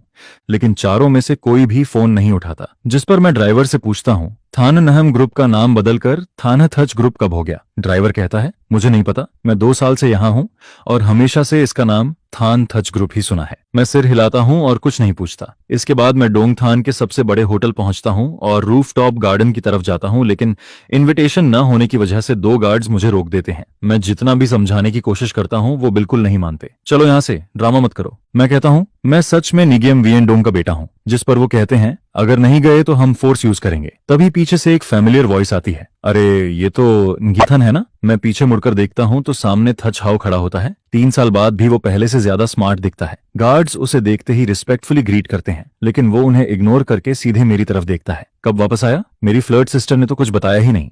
2 दिन पहले वो ग्रैंडपा से बात करते हुए तुम्हारा एग्जाम्पल दे रही थी। मैं ऑकवर्ड होकर कहता हूँ, हाँ भाई प्लीज मजाक मत करो, बचपन से आप मुझे टीज करते आए हो। वो हंसते हुए कहता है, ये मजाक नहीं है, मेरी सिस्टर 3 साल से तुम्हारे पीछे है, तुमने उसका रिकॉर्ड तोड़ दिया है, तुम सबसे मुश्किल टारगेट हो। इसके बाद वो मेरे शोल्डर पर हाथ रखता है, जिस पर मैं कहता हूँ, हाँ भाई आप सही समय पर आए हो, ये लोग मेरी आइडेंटिटी पर बिलीव नहीं कर रहे, प्लीज कंफर्म कर दो। वो अपनी ठुड्डी छूते हुए कहता है, मुझे क्या मिलेगा? मैं तुरंत कहता हूँ, मैं आप पर एक फेवर ओवे करता हूँ, आगे कभी भी जरूरत हो मैं पूरा करूंगा। यह सुनकर वो गार्ड से कहता है, अब समझ गए ना, हट जाओ। गार्ड्स तुरंत रास्ता छोड़ देते हैं और मैं अंदर जाने लगता हूँ, लेकिन तभी थैक हाउ पीछे से बोलता है, लेकिन आज तुम गलत टाइम पर आए हो। मैं रुककर पूछता हूँ, क्या मतलब? वो हल्की स्माइल के साथ कहता है, आज एक इंटरेस्टिंग शो होने वाला है और मैं तो गॉसिप मिस नहीं करता, लेकिन अगर शो छोटा होता तो मैं आता ही नहीं। मैं उसकी बात समझ नहीं पाता। तभी अचानक हॉल की लाइट्स बंद हो जाती हैं और सिर्फ स्टेज पर स्पॉटलाइट पड़ती है, जिस पर निगियम वियनडोंग स्टेज पर खड़ा हंस रहा होता है और कहता है, आज मैं अपने बेटे की शादी की खुशखबरी अनाउंस करना चाहता हूँ। यह सुनकर पूरा हॉल शांत हो जाता है। सभी लोग सांस रोककर खड़े रहते हैं, जैसे 2 बड़े ग्रुप्स का मर्जर होने वाला हो, और हर कोई हैरान होता है, ये कब हुआ? हल्का सा म्यूजिक बजता है, जिस पर मुझे थोड़ा कंफ्यूजन होता है और साथ ही क्यूरियोसिटी भी होती है कि डैड मेरी और लूक निम निम की शादी अनाउंस क्यों करना चाहते हैं बिना मुझसे डिस्कस किए। आइए हम गिम फैमिली की future daughter in law look नियम नियम को स्टेज पर इनवाइट करते हैं। यह कहते ही गिम वियनडोंग खुद सबसे पहले क्लैप करता है, जिस पर मैं भी नीचे खड़े होकर क्लैप करता हूँ। 3 साल बाद लूक निम निम पहले से काफी स्लिम लगती है। उसके चेहरे पर वही जेंटल स्माइल होती है जो उसे और भी क्लोज फील करवाती है और मैं दूर से ही उसे देखकर खुश होने लगता हूँ। इसके बाद गिम वियनडोंग फिर बोलता है, अब मेरे बेटे को स्टेज पर बुलाते हैं गिम न्यटबक। यह सुनते ही पूरा हॉल तालियों से गूंज उठता है, जिस पर निगियम नहात बाच मुस्कुराते हुए स्टेज पर आता है। 3 साल में वो पहले से ज्यादा मैच्योर दिखता है, लेकिन जो चीज मुझे शॉक करती है वो यह कि लूक नियम नियम उसका हाथ कसकर पकड़े रहती है। दोनों एक दूसरे को ऐसे देखते हैं जैसे वो डीपली इन लव कपल हों, जिस पर मेरे ऊपर जैसे बिजली गिरती है और मैं अपने आप को संभाल नहीं पाता। एक कदम पीछे लड़खड़ा जाता हूँ। ये सब देखकर मुझे यकीन ही नहीं होता कि मेरी गर्लफ्रेंड और मेरा खुद का भाई अब अपनी एंगेजमेंट अनाउंस करने वाले हैं। तभी थच हाओ मुझे संभालता है और हल्के मजाक में कहता है, अभी से ये हाल है, असली शो तो अभी बाकी है। तभी गिम वियनडोंग की हंसी गूंजती है और वो अनाउंस करता है, इस शुभ दिन पर मैं अनाउंस करता हूँ कि गिम फैमिली और लुक फैमिली अब रिश्ते में जुड़ रहे हैं। मेरा बेटा गिम न्यटबक लुक फैमिली की हैरिस लुक नियम नियम से शादी करेगा। उनकी शादी अगले महीने की 28 तारीख को होगी।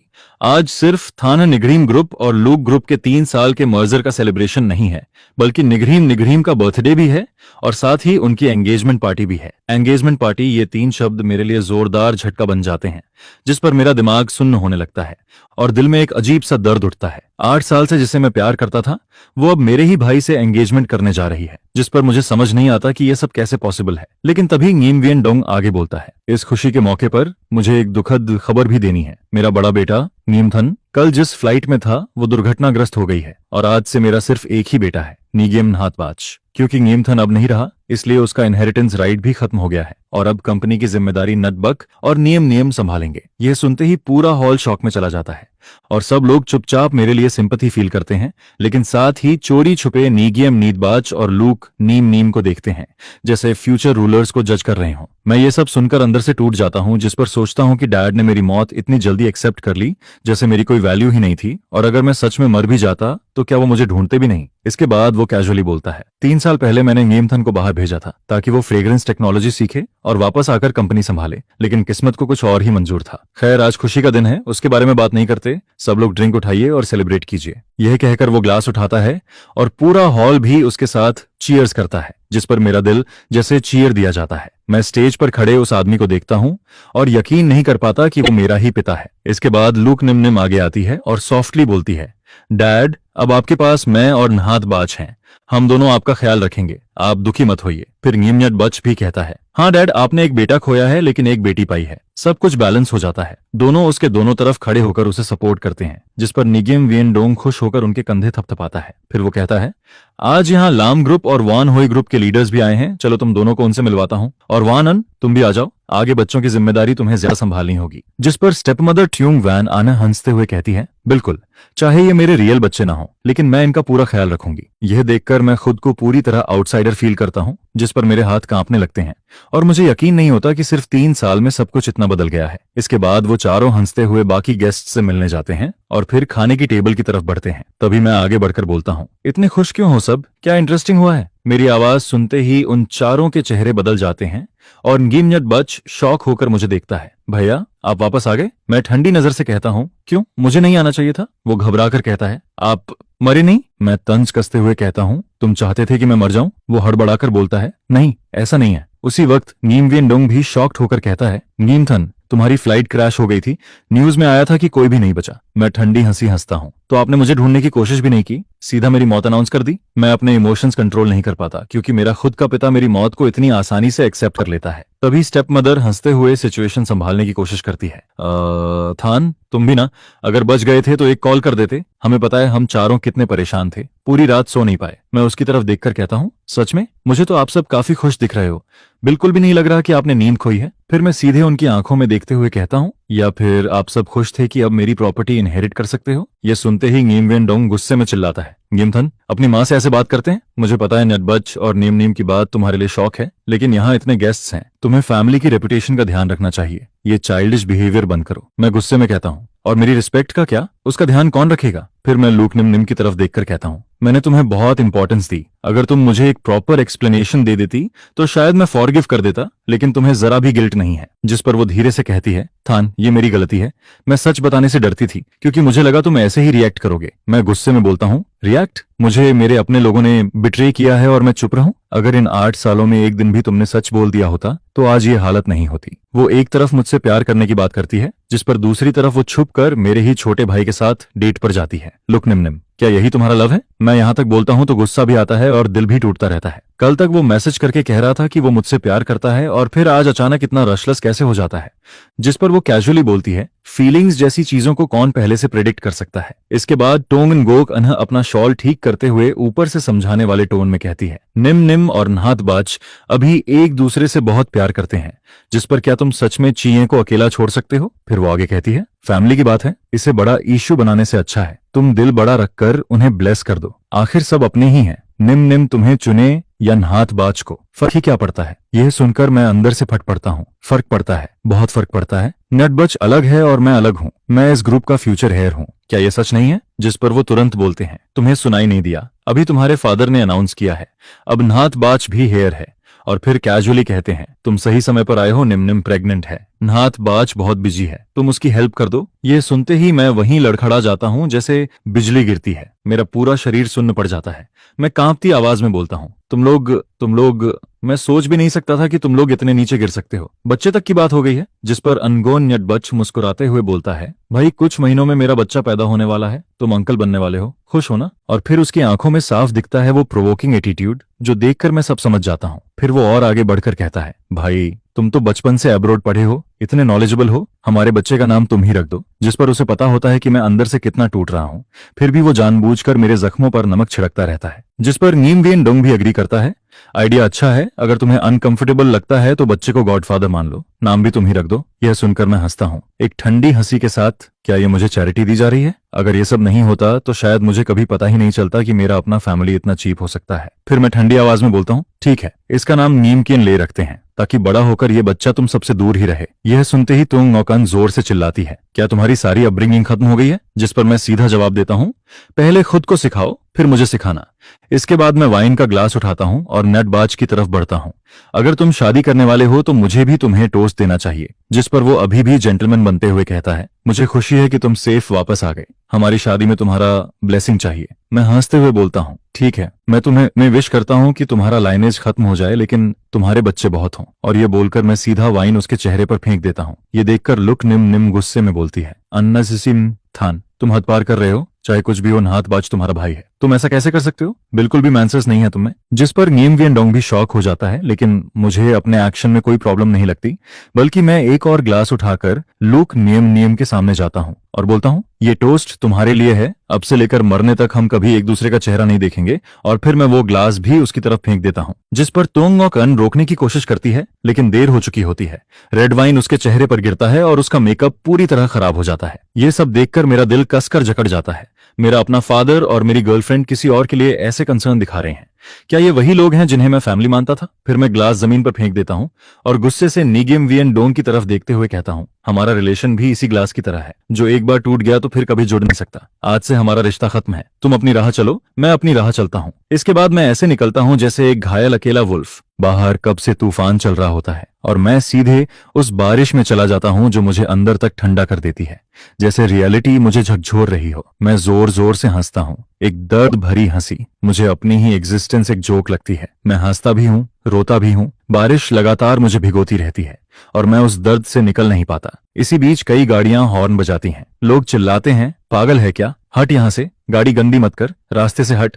जिस पर मैं और जोर से हंसने लगता हूं, जैसे पूरी तरह क्रेजी हो गया हूं। अचानक एक ब्लैक कार तेजी से मेरी तरफ आती है। मैं उसे पहचान लेता हूं। यह तो लूक निम निम की कार है। जिस पर मैं वहीं खड़ा रह जाता हूं। मन में सोचता हूं, क्या वो मुझे मनाने आई है? क्या उसे अपनी गलती का एहसास हो गया है? मैं सोचता रहता हूं, क्या मुझे उसे माफ करना चाहिए? 8 साल का ये रिश्ता, मेरी पूरी यूथ उससे जुड़ी हुई है। मैं उस मेमोरी को निकाल ही नहीं पाता। और फिर अगले ही पल वो कार सीधा मुझसे टकरा जाती है। मेरा दिमाग खाली हो जाता है तो वो मुझे मारना चाहता है। मेरी आंखें चौड़ी हो जाती हैं। मुझे यकीन नहीं होता। सिर्फ 100 युआन की वाइन के लिए वो खुद गाड़ी चलाकर मुझे मारने आता है। मैं हंसता हूं, लेकिन वो हंसी और भी दर्दनाक हो जाती है। मेरा शरीर जमीन पर गिर जाता है और मेरी कॉन्शियसनेस चली जाती है। बारिश लगातार मुझ पर गिरती रहती है।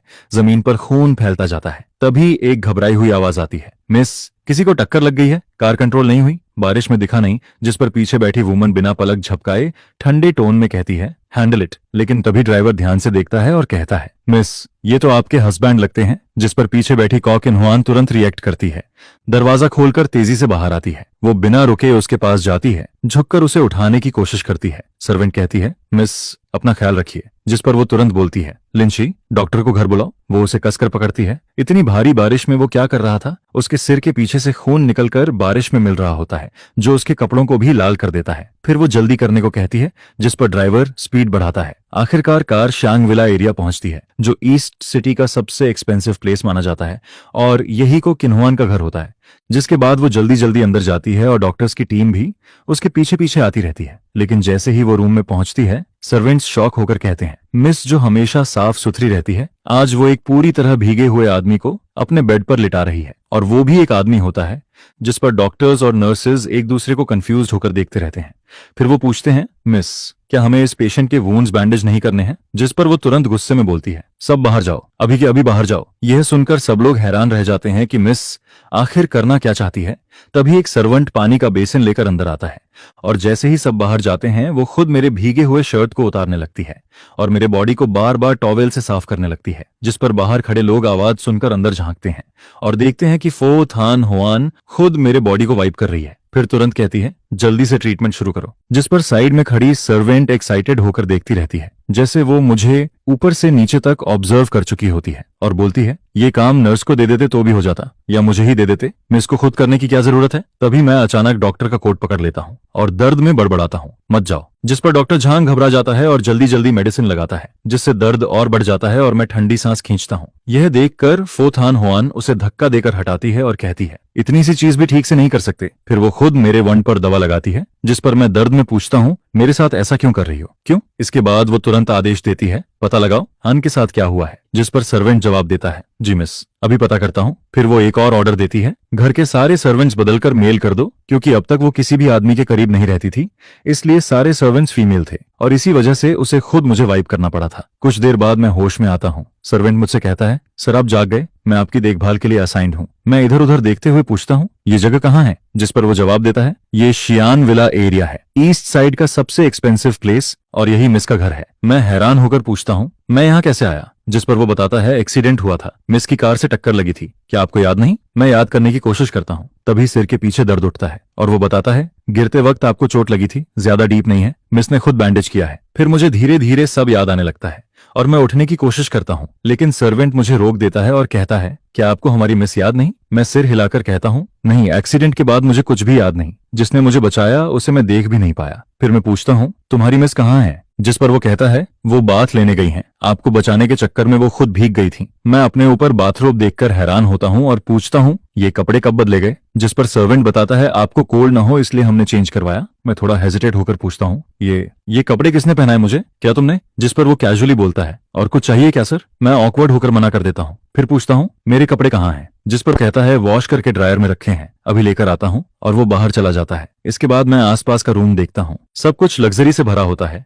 फर्नीचर से लेकर सर्वेंट्स के मैंसर्स तक सब कुछ हाई क्लास फील देता है, जिससे साफ समझ आता है कि इस घर की ओनर कोई बहुत पावरफुल बैकग्राउंड से है। लेकिन तभी मेरे अंदर दर्द उठता है। 8 साल का वो रिलेशनशिप जो मेरे दिल में एक पेड़ की तरह ग्रो हो चुका था, अब जड़ से उखड़ गया है और उसका दर्द मुझे अंदर तक तोड़ता रहता है। तभी सर्वेंट वापस आता है और कहता है, सर आपके कपड़े अभी थोड़े गीले हैं, क्या आप अभी पहनेंगे? मैं धीरे से हाँ कहता हूँ और उसे जाने को बोल देता हूँ। फिर जैसे ही मैं टॉवल हटाता हूँ तभी अचानक एक सेडक्टिव आवाज आती है और डोर खुल जाता है। मैं चौंक कर देखता हूँ और सामने वही वुमन खड़ी होती है। मैं हैरान होकर बोलता हूँ, तुम यहाँ क्या कर रही हो? जिस पर वो मुस्कुराकर कहती है, ये मेरा घर है। जिस पर मैं कुछ सेकंड के लिए फ्रीज हो जाता हूँ और वो हंसते हुए बोलती है, क्या कोई अपने ही घर से बाहर निकाला जाता है? मैं ऑकवर्ड होकर बोलता हूँ, यहाँ देखने जैसा कुछ नहीं है, इतना रिएक्ट क्यों कर रही हो? जिस पर वो टीजिंग टोन में कहती है, क्या मतलब कुछ देखने जैसा नहीं है? और फिर बोलती है, तुम्हें बेसिक मैनर्स नहीं सिखाए गए किसी के रूम में बिना नॉक किए आना? जिस पर वो कामली जवाब देती है, अपने ही रूम में आने के लिए नॉक क्यों करूं? मैं और शॉक्ड हो जाता हूं और वो कैजुअली कहती है, ये रूम तुम्हारा है क्या? और फिर नोटिस करती है कि उसके कपड़े अभी भी गीले हैं और कहती है, अगर सिक नहीं होना तो जल्दी चेंज कर लो। मैं अंदर ही अंदर सोचता हूँ, ये कैसी सिचुएशन है? फिर थोड़ा काम होकर कहता हूँ, तो तुमने मुझे बचाया था। अभी का मेरा बिहेवियर थोड़ा गलत था, थैंक्स मुझे बचाने के लिए, अब मैं चलता हूँ। जिस पर वो तुरंत रोकती है और कहती है, तुम जाओगे कहाँ? मैंने सब पता कर लिया है, गार्डन में जो हुआ वो सब मुझे पता है। मैं कहता हूँ, मैं होटल में रह लूंगा। जिस पर वो कहती है, इतनी रात में अगर तुम मेरे घर से अकेले निकलोगे, लोग क्या सोचेंगे? मेरी रेपुटेशन खराब होगी। मैं मन ही मन सोचता हूँ, जब मेरे पीछे गैंग्स पड़े हैं तो रेपुटेशन की क्या बात है? लेकिन उसके टोन से लगता है कि वो जेन्युइनली मेरी हेल्प करना चाहती है। फिर वो कहती है, तुमने भी मेरी जान बचाई थी, इसे रीपेमेंट समझ लो। जब तक तुम्हें रहने की जगह नहीं मिलती, यहीं रहो। और जाते जाते वो कैजुअली बोलती है, मुझे स्किनी मंकीज में इंटरेस्ट नहीं है। जिस पर मैं अंदर से इरिटेट हो जाता हूँ। ये मुझे स्किनी मंकी बोल रही है? फिर वो पूछती है, अब दर्द है क्या? अगर नहीं तो रेस्ट करो, मैं डिनर चेक करके आती हूँ। और वो बाहर चली जाती है। मैं उसके लिए नए कपड़े देखता हूँ। साइज और स्टाइल देखकर लगता है जैसे खास मेरे लिए खरीदे गए हों। लेकिन फिर सोचता हूँ, शायद यहाँ अक्सर गर्ल्स आती होंगी, इसलिए हर साइज अवेलेबल होगा। मैं बाथरूम में जाता हूँ, मिरर में अपना पैल फेस देखता हूँ और सोचता हूँ, मेरी ये हालत देखकर कौन मुझे पसंद करेगा? इतने सालों में उसका बदल जाना नॉर्मल ही है। लुक निम के बारे में सोचते ही मेरा दिल फिर दर्द से भर जाता है। वो 8 साल का प्यार अब एक नाइफ बनकर मेरे दिल को काटता रहता है। काफी देर बाद डोर नॉक होता है और फोथान होआन की आवाज आती है, नीचे आकर खाना खाओ, क्या अनथान सो गया है? वो डोर खोलकर अंदर आती है। बाथरूम से स्टीम निकल रही होती है और वो वापस जाने लगती है। तभी अचानक अलार्म की आवाज आती है, जिस पर वो तुरंत समझ जाती है कि कुछ गलत हुआ है। डोर खोलने की कोशिश करती है लेकिन वो लॉक्ड होता है और वो जोर से बोलती है, नेथान, डोर खोलो, क्या तुम सुन रहे हो? अंदर मैं फ्लोर पर गिरा होता हूँ और वो जल्दी से मुझे उठाती है और तुरंत चिल्लाती है, डॉक्टर को बुलाओ जल्दी। डॉक्टर आता है और पूछता है, क्या वंड फिर से ट्रीट करना है? जिस पर वो गुस्से में बोलती है, तुरंत शुरू करो। और फिर मुझे देखकर कहती है, बेवकूफ आदमी, नहाते नहाते भी बेहोश हो जाता है। मैं बस एक पल के लिए ध्यान हटाता हूँ और तुम पूरी तरह केयरलेस हो जाते हो। जिस पर डॉक्टर कहता है, मिस, वुंड इन्फेक्टेड हो गया है, इसलिए हाई फीवर आ रहा है। जिस पर वो तुरंत सीरियस होकर बोलती है, चाहे जो भी करना पड़े, इसका फीवर कम होना चाहिए, इसे कुछ भी नहीं होना चाहिए, समझे? पता नहीं कितना वक्त बीतता है। फिर मैं धीरे धीरे आंखें खोलता हूँ। सब कुछ भारी लगता है, जैसे सांस लेना भी मुश्किल हो रहा है। जिस पर वो तुरंत पास आकर पूछती है, तुम जाग गए? कहीं डिस्कम्फर्ट तो नहीं है? मैं पहले सिर हिलाता हूँ, फिर मना करता हूँ, फिर अचानक अपना सिर जोर से हिलाकर सामने खड़ी वुमन को देखने की कोशिश करता हूँ और खुद को उठाने लगता हूँ। वो पूछती है, सिर अभी भी दर्द कर रहा है? मैं हल्का सा सिर हिलाता हूँ और फिर उसके कपड़े खोलने की हलचल देखकर कंफ्यूज्ड हो जाता हूँ। वो पूछती है, क्या हुआ? बहुत अनकंफर्टेबल फील हो रहा है क्या? डॉक्टर झांग को बुलाऊं? लेकिन मैं बड़बड़ाता रहता हूँ। आखिर वो वुमन ऐसा कैसे कर सकती है? कोई भी हो सकता था, लेकिन क्यों मेरा ही भाई? और अब तो उनके बीच बच्चा भी है। जिस पर थान हुआन हल्का सा फ्राउन करती है। उसे लगता है कि मैं उसे किसी और समझ रहा हूँ। मैं फिर कहता हूँ, दुनिया में और भी लोग हैं, लेकिन मेरी निम अलग थी, वो सबसे अलग थी। वो धीरे से बोलती है, तुम कह रहे थे डिस्कम्फर्ट है। डॉक्टर को बुलाया लेकिन फायदा नहीं हुआ। कहाँ डिस्कम्फर्ट है? मैं अपने सीने की तरफ इशारा करता हूँ और कहता हूँ, यहाँ बहुत दर्द है। क्यों अब तुम मुझसे प्यार नहीं करती? मैंने क्या गलत किया? मैं सब बदल सकता हूँ। अगले ही पल मैं उसे कसकर पकड़ लेता हूँ, जिस पर उसका पूरा शरीर गर्म होने लगता है। उसकी आंखों का फोकस भी ढीला पड़ता है, लेकिन उस दिमाग में एक ही बात चलती है, अंथान एक दिन मेरा होगा। लेकिन अभी नहीं, क्योंकि अभी वो जानता ही नहीं कि मैं कौन हूँ। अगली सुबह जब मैं उठता हूँ, रूम खाली होता है, कोई नहीं होता, और मुझे बस कल रात की कुछ धुंधली यादें आती हैं। लेकिन उसके बाद क्या हुआ, कुछ भी याद नहीं आता। तभी एक सर्वेंट मुझे देखता है और कहता है, सर आप जाग गए, मैं आपको नीचे ब्रेकफास्ट के लिए ले चलता हूँ। मैं मना करता हूँ और पूछता हूँ, तुम्हारी मिस कहाँ है? वो मुस्कुराकर कहता है, मिस सुबह सुबह इंटरव्यू के लिए चली गई हैं। यह सुनकर मैं कंफ्यूज्ड होता हूँ। तभी टीवी पर एक फाइनेंशियल इंटरव्यू शो चलने लगता है, जिसमें बताया जाता है कि एक वुमन लगातार 6 साल से रिचेस्ट लिस्ट में नंबर 1 है और वो अनमैरिड हेयर्स है। जिस पर सर्वेंट कहता है, यही हमारी मिस है। तब मुझे एहसास होता है कि वो थान क्वांग ग्रुप की सीईओ है, और मैं ये सोचकर शॉक्ड रह जाता हूँ कि मैंने उसकी आइडेंटिटी के बारे में कितना अंडर एस्टिमेट किया था। सर्वेंट एक्साइटेड होकर कहता है, हमारी मिस बहुत आउटस्टैंडिंग है। अगर आप दोनों साथ हो जाएं तो आपका बच्चा दुनिया का सबसे खूबसूरत होगा। यह सुनकर मैं ऑकवर्ड होकर टॉपिक बदल देता हूँ और पूछता हूँ, मेरा फोन कहाँ है? वो बताता है, पानी में भीग गया था, रिपेयर के लिए दिया है, अभी आपके रूम में रखा है। मैं वापस रूम में जाता हूँ और फोन चालू करता हूँ, और तुरंत एक ऑडियो सुनाई देता है, जिसमें आवाज आती है, मुझे पता है तुम शायद मुझ पर विश्वास नहीं करोगे, लेकिन लुक निम बहुत पहले से नाहतबाज के साथ थी। वो एक तरफ तुम्हारे साथ कांटेक्ट में थी और दूसरी तरफ उसके साथ रिलेशनशिप में थी, और अब तो उनके बीच बच्चा भी है। यह सुनकर मैं शॉक हो जाता हूँ।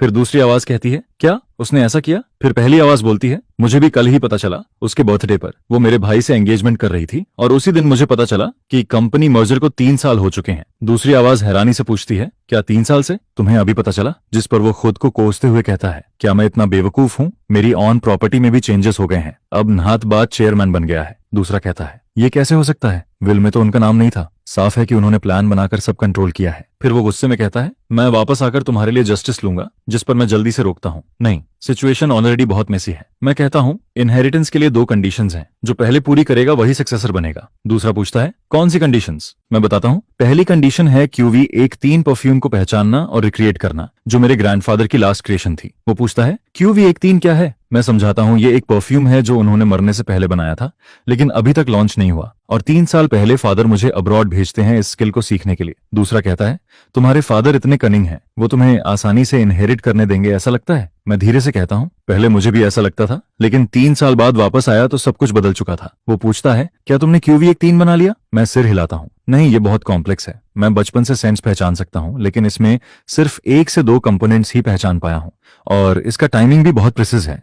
थोड़ा भी चेंज हुआ तो स्मेल बदल जाती है। वो निराश होकर कहता है, ये तो इम्पॉसिबल लग रहा है, 3 साल में भी नहीं हुआ, शायद कभी नहीं होगा। फिर वो पूछता है, दूसरी कंडीशन क्या है? मैं थोड़ा रुककर कहता हूँ, सक्सेसर को एक हैप्पी फैमिली बनानी होगी। यह सुनकर वो हैरान होकर कहता है, ये तो और भी मुश्किल है, तुम्हारे ग्रैंडफादर ने सीधा मना ही कर देना था। मैं धीरे से समझाता हूँ, वो चाहते थे कि मैं सक्सेसफुल बनूं और खुश रहूं, इसलिए उन्होंने ये कंडीशन रखी। लेकिन फिर मैं चिंतित होकर कहता हूँ, अभी फादर दूसरी कंडीशन पूरी कर चुके हैं, बस पहली बाकी है। अगर उन्होंने QV13 बना लिया तो सारी लेगेसी उनके हाथ में चली जाएगी, और अगर वो नाहतबाज और बाकी लोगों के हाथ लगी तो ग्रैंडफादर कभी चैन से नहीं रह पाएंगे। वो पूछता है, अब तुम क्या करोगे? मैं चुप हो जाता हूँ, क्योंकि 3 साल में कंपनी पूरी तरह फादर के कंट्रोल में जा चुकी है और मेरे पास अब बहुत कम ऑप्शंस बचे हैं। कोई नहीं जानता कि मेरी पोजीशन और मेरे फादर की पोजीशन सेम है। दोनों ही ग्रुप के एग्जीक्यूटिव वाइस चेयरमैन हैं, जिस पर बाहर के लोग तो काफी पहले से ही उन्हें असली चेयरमैन मानते आ रहे हैं, जिसके चलते मुझे वापस आकर प्रॉपर्टी के लिए फाइट करने से रोकने के लिए क्या उसने अपने लोग पहले से ही सेट कर रखे हैं? और फिर ग्रुप के अंदर भी क्या मैं उस वाइस चेयरमैन की चेयर पर टिक भी पाऊंगा?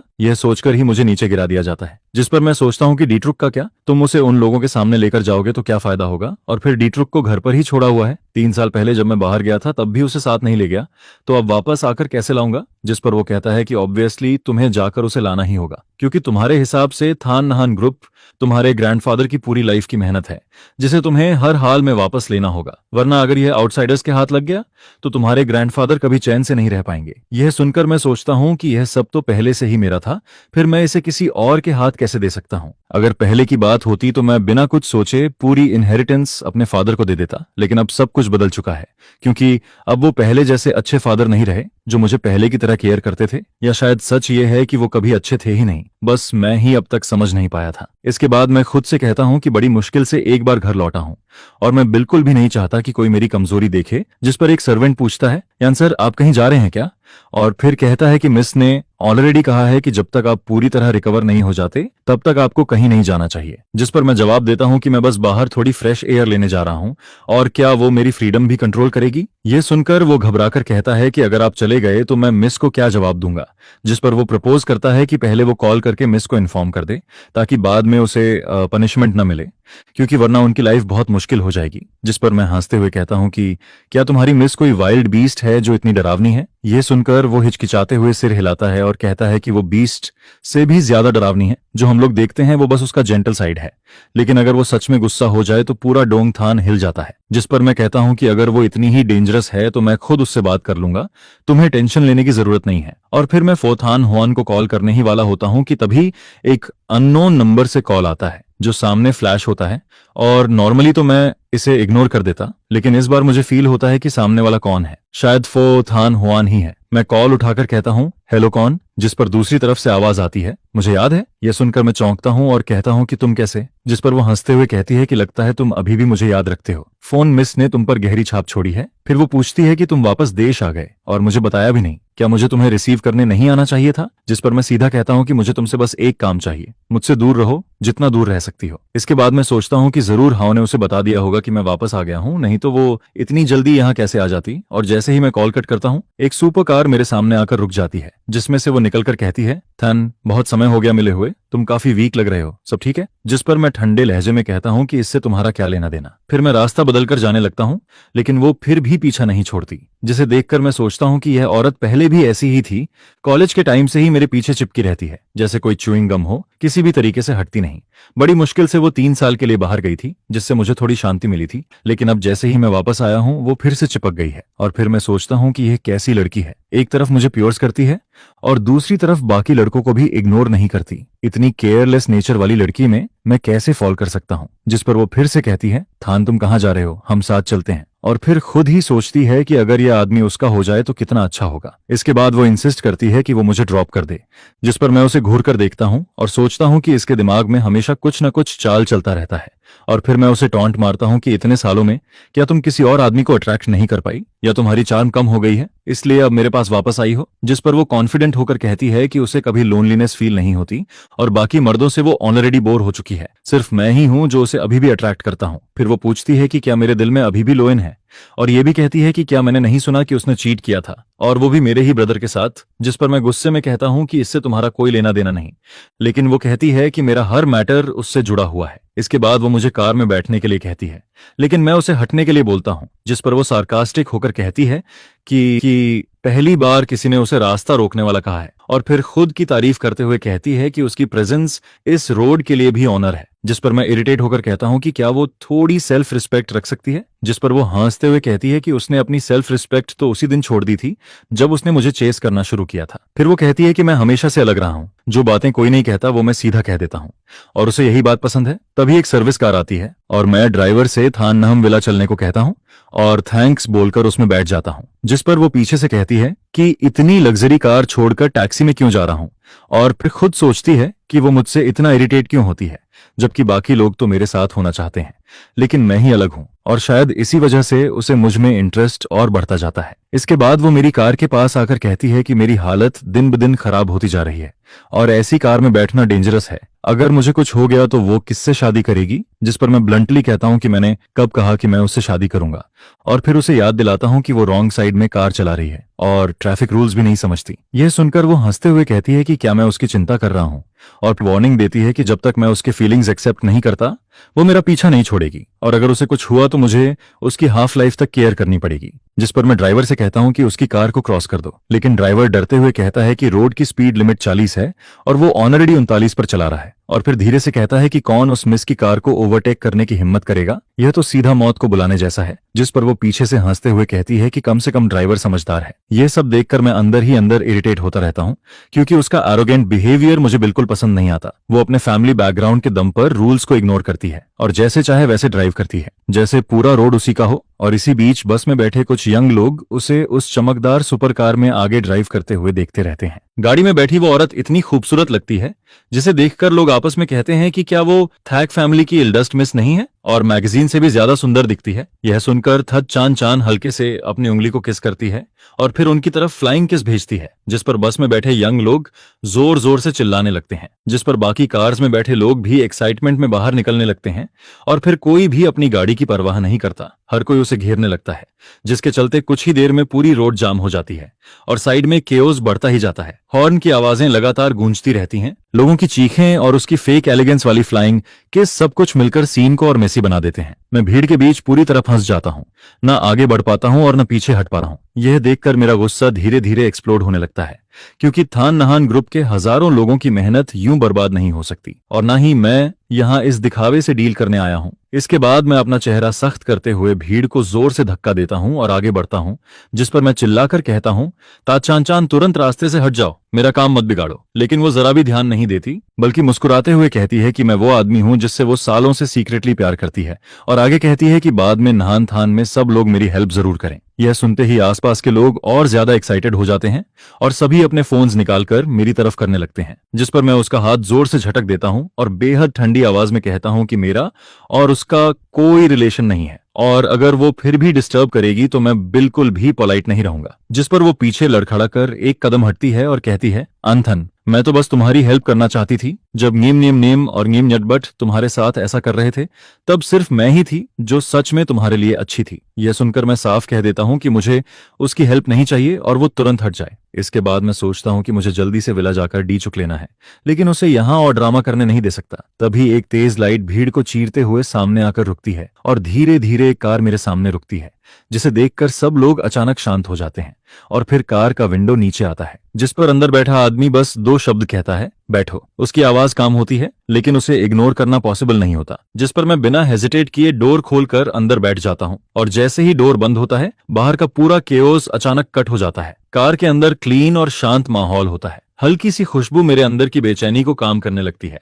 तभी थत चान चान भागकर विंडो के पास आती है और चिल्लाकर पूछती है कि वो आदमी कौन है और किस हक से मुझे ले जा रहा है, और फिर खुद को थैक फैमिली की इल्डस्ट मिस बताते हुए वार्निंग देती है कि कोई भी मुझे छीन नहीं सकता। जिस पर ड्राइवर कार को तेज चला देता है और उसकी चीखें और भीड़ का शोर पीछे छूटता चला जाता है और मैं सीट पर टेक लगाकर फाइनली रिलैक्स करता हूं और अपना सिर पकड़कर टेम्पल को दबाता हूं, क्योंकि दर्द बढ़ता जा रहा है। इसके बाद मैं कहता हूं कि मुझे थान नहम विला वापस जाना है, क्योंकि ग्रैंडफादर का विल अभी भी वहीं है और सिर्फ उसे लेकर ही मैं लीगली सब कुछ वापस ले सकता हूं। थान नहम ग्रुप को रिक्लेम कर सकता हूं और डायम विनह तोंग के असली चेहरे को एक्सपोज कर सकता हूं। जिस पर सामने बैठी फो थान हुआन कहती है कि वो मेरे साथ चलेगी और उसने पहले ही विला की सिक्योरिटी सिस्टम, वीएन डोंग के शेड्यूल और घर के स्टाफ की पूरी डिटेल इन्वेस्टिगेट करवा ली है। फिर वो कहती है कि मैंने उसकी जान बचाई थी, इसलिए वो कभी एहसान नहीं भूलती और मेरे मामले में वो कभी पीछे नहीं हटेगी। वो आगे कहती है कि अगर मैं काउंटर अटैक करना चाहता हूं तो वो मेरी सपोर्ट बनेगी और अगर मैं अपना सब कुछ वापस लेना चाहता हूं तो थान क्वांग ग्रुप मेरा सबसे मजबूत बैकिंग होगा। ये सुनकर मैं सोचता हूं कि इन दिनों उसने मुझे एक्सीडेंट से बचाया, मुझे ताइयन में आराम करने दिया और क्वाइटली सब कुछ इन्वेस्टिगेट करके मेरे लिए बेस तैयार किया। जिस पर मैं उसे देखकर कहता हूं, फो थान हुआन, थैंक यू। जब मैं सब कुछ सेटल कर लूंगा तो जरूर तुम्हारा एहसान चुकाऊंगा। लेकिन वो सीधा जवाब देती है कि उसे कोई रिटर्न नहीं चाहिए, उसे सिर्फ मेरी जीत चाहिए। इसके बाद कार तेज स्पीड से आगे बढ़ती है और थान नहम विला पहुंचती है, जो मेरा बचपन का घर था, लेकिन अब एक ठंडा पिंजरा जैसा फील होता है। जिस पर गेट पर गार्ड मुझे देखकर शॉक हो जाता है और कहता है कि मास्टर ने मुझे अंदर आने से मना किया है। यह सुनकर मैं ठंडी आवाज में कहता हूं कि अपने ही घर में आने के लिए मुझे किसी की परमिशन की जरूरत नहीं है और सीधे अंदर चला जाता हूं। गार्ड्स मुझे रोकने की हिम्मत नहीं करते और जल्दी से फोन करके रिपोर्ट करने लगते हैं। जैसे ही मैं लिविंग रूम में प्रवेश करता हूं, नीगम वीएन डोंग, तुओंग वन एन, नीगम नहात बाच और लूक नीम नियम को सोफा के आसपास बैठे फ्यूचर प्लान्स और वेडिंग डिटेल्स डिस्कस करते देखता हूं और मेरे कदमों की आवाज सुनते ही सब एक साथ मुड़कर देखते हैं और मुझे देखकर उनके चेहरे की मुस्कान जम जाती है। जिस पर वो शॉक्ड होकर पूछते हैं कि मैं यहाँ कैसे आया और गार्ड्स को मुझे बाहर निकालने का ऑर्डर देते हैं। वहीं निगियम नहात बाच लूक निम निम को पकड़कर खड़ा रहता है और घबराया हुआ दिखता है और वो कहती है कि मेरे गायब रहने पर वो सब मेरे लिए बहुत वरीड थे। यह सुनकर मैं सार्कास्टिकली पूछता हूं कि क्या वो सच में मेरे लिए वरीड थे या इस बात से कि मैं अभी भी जिंदा हूं और उनके प्लान्स रुइन हो सकते हैं। और फिर मैं कहता हूं कि क्या उन्हें डर था कि मैं उनकी प्रॉपर्टी ग्रैब करने की प्लान और उनकी वेडिंग को रोक दूंगा, जिस पर लूक निम निम रोते हुए कहती है कि वो गलत थी, लेकिन उनका प्यार सच्चा है और उन्होंने मुझे इसलिए नहीं बताया ताकि मैं बाहर रहकर टेंशन न लूं, और मुझसे फॉरगिवनेस मांगती है, जिस पर मैं गुस्से में कहता हूं कि उसने मेरे 8 साल के रिलेशनशिप को बेट्रे किया, मेरे ही भाई के साथ अफेयर किया और प्रेग्नेंट हो गई, और फिर मेरे सामने मेरी डेथ अनाउंस की। क्या वो माफी के लायक है? इसके बाद नीगियम वियन डोंग गुस्से में कहता है कि अब थाननहम ग्रुप उसका और नाहतबाज का है और मेरा उससे कोई रिलेशन नहीं है, और ग्रैंडफादर का विल अब इनवैलिड हो चुका है, जिस पर मैं शांत होकर पूछता हूं, इनवैलिड? जिस पर टीयू तुरंत डॉक्यूमेंट्स निकाल कर देता है जिसमें प्रूफ होता है कि वियन डोंग ने विल को इलीगली चेंज किया, बिलियन वर्थ एसेट्स को मिसयूज किया और आउटसाइडर्स के साथ मिलकर ओल्ड एम्प्लॉयज को सप्रेस किया, और ये सब एविडेंस थान क्वांग ग्रुप के पास ऑलरेडी मौजूद है। इसके साथ ही मैं बताता हूं कि ग्रैंडफादर का परफ्यूम फॉर्मूला किल 13 मैंने सक्सेसफुली बना लिया है और मैं इनहेरिटेंस के सभी कंडीशंस पूरी करता हूं। यह कहते हुए मैं ओरिजिनल विल और प्रूफ टेबल पर फेंक देता हूं, जिस पर वियन डोंग का चेहरा सफेद पड़ जाता है और वो सोफा पर गिर जाता है। तुओंग वान एनहा कांपने लगती है और उसकी मुस्कान गायब हो जाती है, यहां तक कि नाहतबाज भी नजरें चुराने लगता है और मैं उन्हें पूरी तरह टूटता हुआ देखता हूं। इसके बाद वो जमीन पर बैठकर रोने लगते हैं। तभी बाहर से पुलिस सायरन की आवाज आने लगती है और फो थान हुआन बताती है कि उन पर प्रॉपर्टी फ्रॉड, कमर्शियल चीटिंग और डॉक्यूमेंट फॉरेजी के चार्जेस लगे हैं और पुलिस ऑलरेडी पहुंच चुकी है, जिस पर पुलिस अंदर आकर सीधे वियन डोंग को अरेस्ट कर लेती है और पूरा सीन मेरे सामने बदलता चला जाता है, जिस पर तुम वॉनेन और निगेमडी बैच को एक एक करके ले जाया जाता है और फिर लूक निम निम भी उनके साथ शामिल होने की वजह से इन्वेस्टिगेशन के लिए पकड़ ली जाती है, जिसके बाद उनका इंतजार करता है कानून की सजा और लोगों की नफरत, और आखिरकार बुरे लोगों को उनका अंजाम मिल ही जाता है। उन्होंने हर तरह की चाल चलकर मुझसे सब कुछ छीनने की कोशिश की थी, लेकिन आखिर में खुद ही जेल पहुंच जाते हैं, जिस पर मैं लिविंग रूम में खड़ा होकर एक लंबी सांस लेता हूं और 3 साल से दिल पर छाया हुआ भारी बोझ अब पूरी तरह से हट जाता है। इसके बाद फो थान हुआन मेरे पास आती है और धीरे से मेरा हाथ पकड़ लेती है, जिस पर मैं उसकी आंखों में देखता हूं और अचानक मेरे अंदर शांति उतरने लगती है और फिर सनसेट की रोशनी विंडो से होकर उस पर पड़ती है, जो उसे इतना खूबसूरत बना देती है कि मैं अपनी नजरें हटा नहीं पाता। जिस पर मैं याद करता हूं कि कैसे एक्सीडेंट के बाद हमारी मुलाकात हुई थी, फिर बारिश में उसने मेरी जान बचाई थी और अब इस पल तक वो हमेशा मेरे साथ खड़ी रही है और धीरे धीरे वो मेरे दिल में गहराई तक उतर चुकी है। जिस पर मैं उससे कहता हूं, फो थान हुआन, पहले तुमने मुझे प्रोटेक्ट किया था, अब आगे मुझे तुम्हें प्रोटेक्ट करने दो। और फिर मैं कहता हूं कि थाननहम ग्रुप को मैं संभालूंगा और ग्रैंडफादर की विश पूरी करूंगा और मेरी जिंदगी की सबसे इंपॉर्टेंट चीज अब बस उसके साथ रहना है। यह सुनकर उसकी आंखों में एक सॉफ्ट स्माइल आती है और वो हल्का सा उचक कर मेरे होंठों पर किस कर देती है। यह किस ना जल्दी में होता है और ना ही इसमें कोई डाउट होता है, बस खुशी और एक स्ट्रॉन्ग कमिटमेंट फील होता है। इसके बाद मैं ऑफिशियली थान यान ग्रुप को इनहेरिट करता हूं, बिजनेस को फिर से रिबिल्ड करता हूं और पुराने एम्प्लॉयज को वापस बुलाता हूं, जो धीरे धीरे डोंगथन के बिजनेस वर्ल्ड में एक इंस्पायरिंग स्टोरी बन जाता है। फिर मैं और फो किन्हा हुआन एक ग्रैंड वेडिंग करते हैं, जो पूरे कैपिटल में चर्चा का टॉपिक बन जाता है और उसके बाद की मैरिड लाइफ वार्म और कंप्लीट फील होती है, जिसमें अब मैं वो इंसान नहीं रहता जिसे रिश्तों और प्यार ने बेट्रे किया था। फो किन्हा हुआन बाहर से अब भी एक पावरफुल बिजनेस फिगर रहता है, लेकिन मेरे लिए वो हमेशा जेंटल रहता है और यह देखकर थत चान चान भी समझ जाती है कि मैं अब किसी और का हो चुका हूं और मेरी हैप्पी लाइफ देखकर आखिरकार वो भी मुझे छोड़ देती है। इसके बाद वो मुझे डिस्टर्ब करना बंद कर देती है और दूसरी तरफ नगोन वियन डोंग, टूंग वॉनेन और नगोन डी बैच जैसे लोग अपनी बाकी जिंदगी जेल में बिताते हैं, अपने ग्रीड और बेट्रियल की सजा भुगतते हुए, और लो निम निम बदनामी के साथ सोसाइटी के सबसे नीचे गिर जाती है, जहां कोई उसकी मदद नहीं करता और वो स्ट्रगल करती रहती है। अब उसके पास पहले जैसी कोई शाइन नहीं बचती और फिर मैं और फो किन्हुआन साथ खड़े होकर धूप में एक दूसरे का सहारा लेते हैं, जिस पर मैं फाइनली समझ जाता हूं कि वो प्लेन एक्सीडेंट एक डिजास्टर था, लेकिन उसी ने मुझे फेक लोगों से दूर किया और मुझे एक सच्चा इंसान दिया जिसे मैं सच में चेरिश कर सकता हूं। आखिर में यही समझ आता है कि अच्छे लोगों को अच्छा फल मिलता है और बुरे लोगों को उनका अंजाम जरूर मिलता है।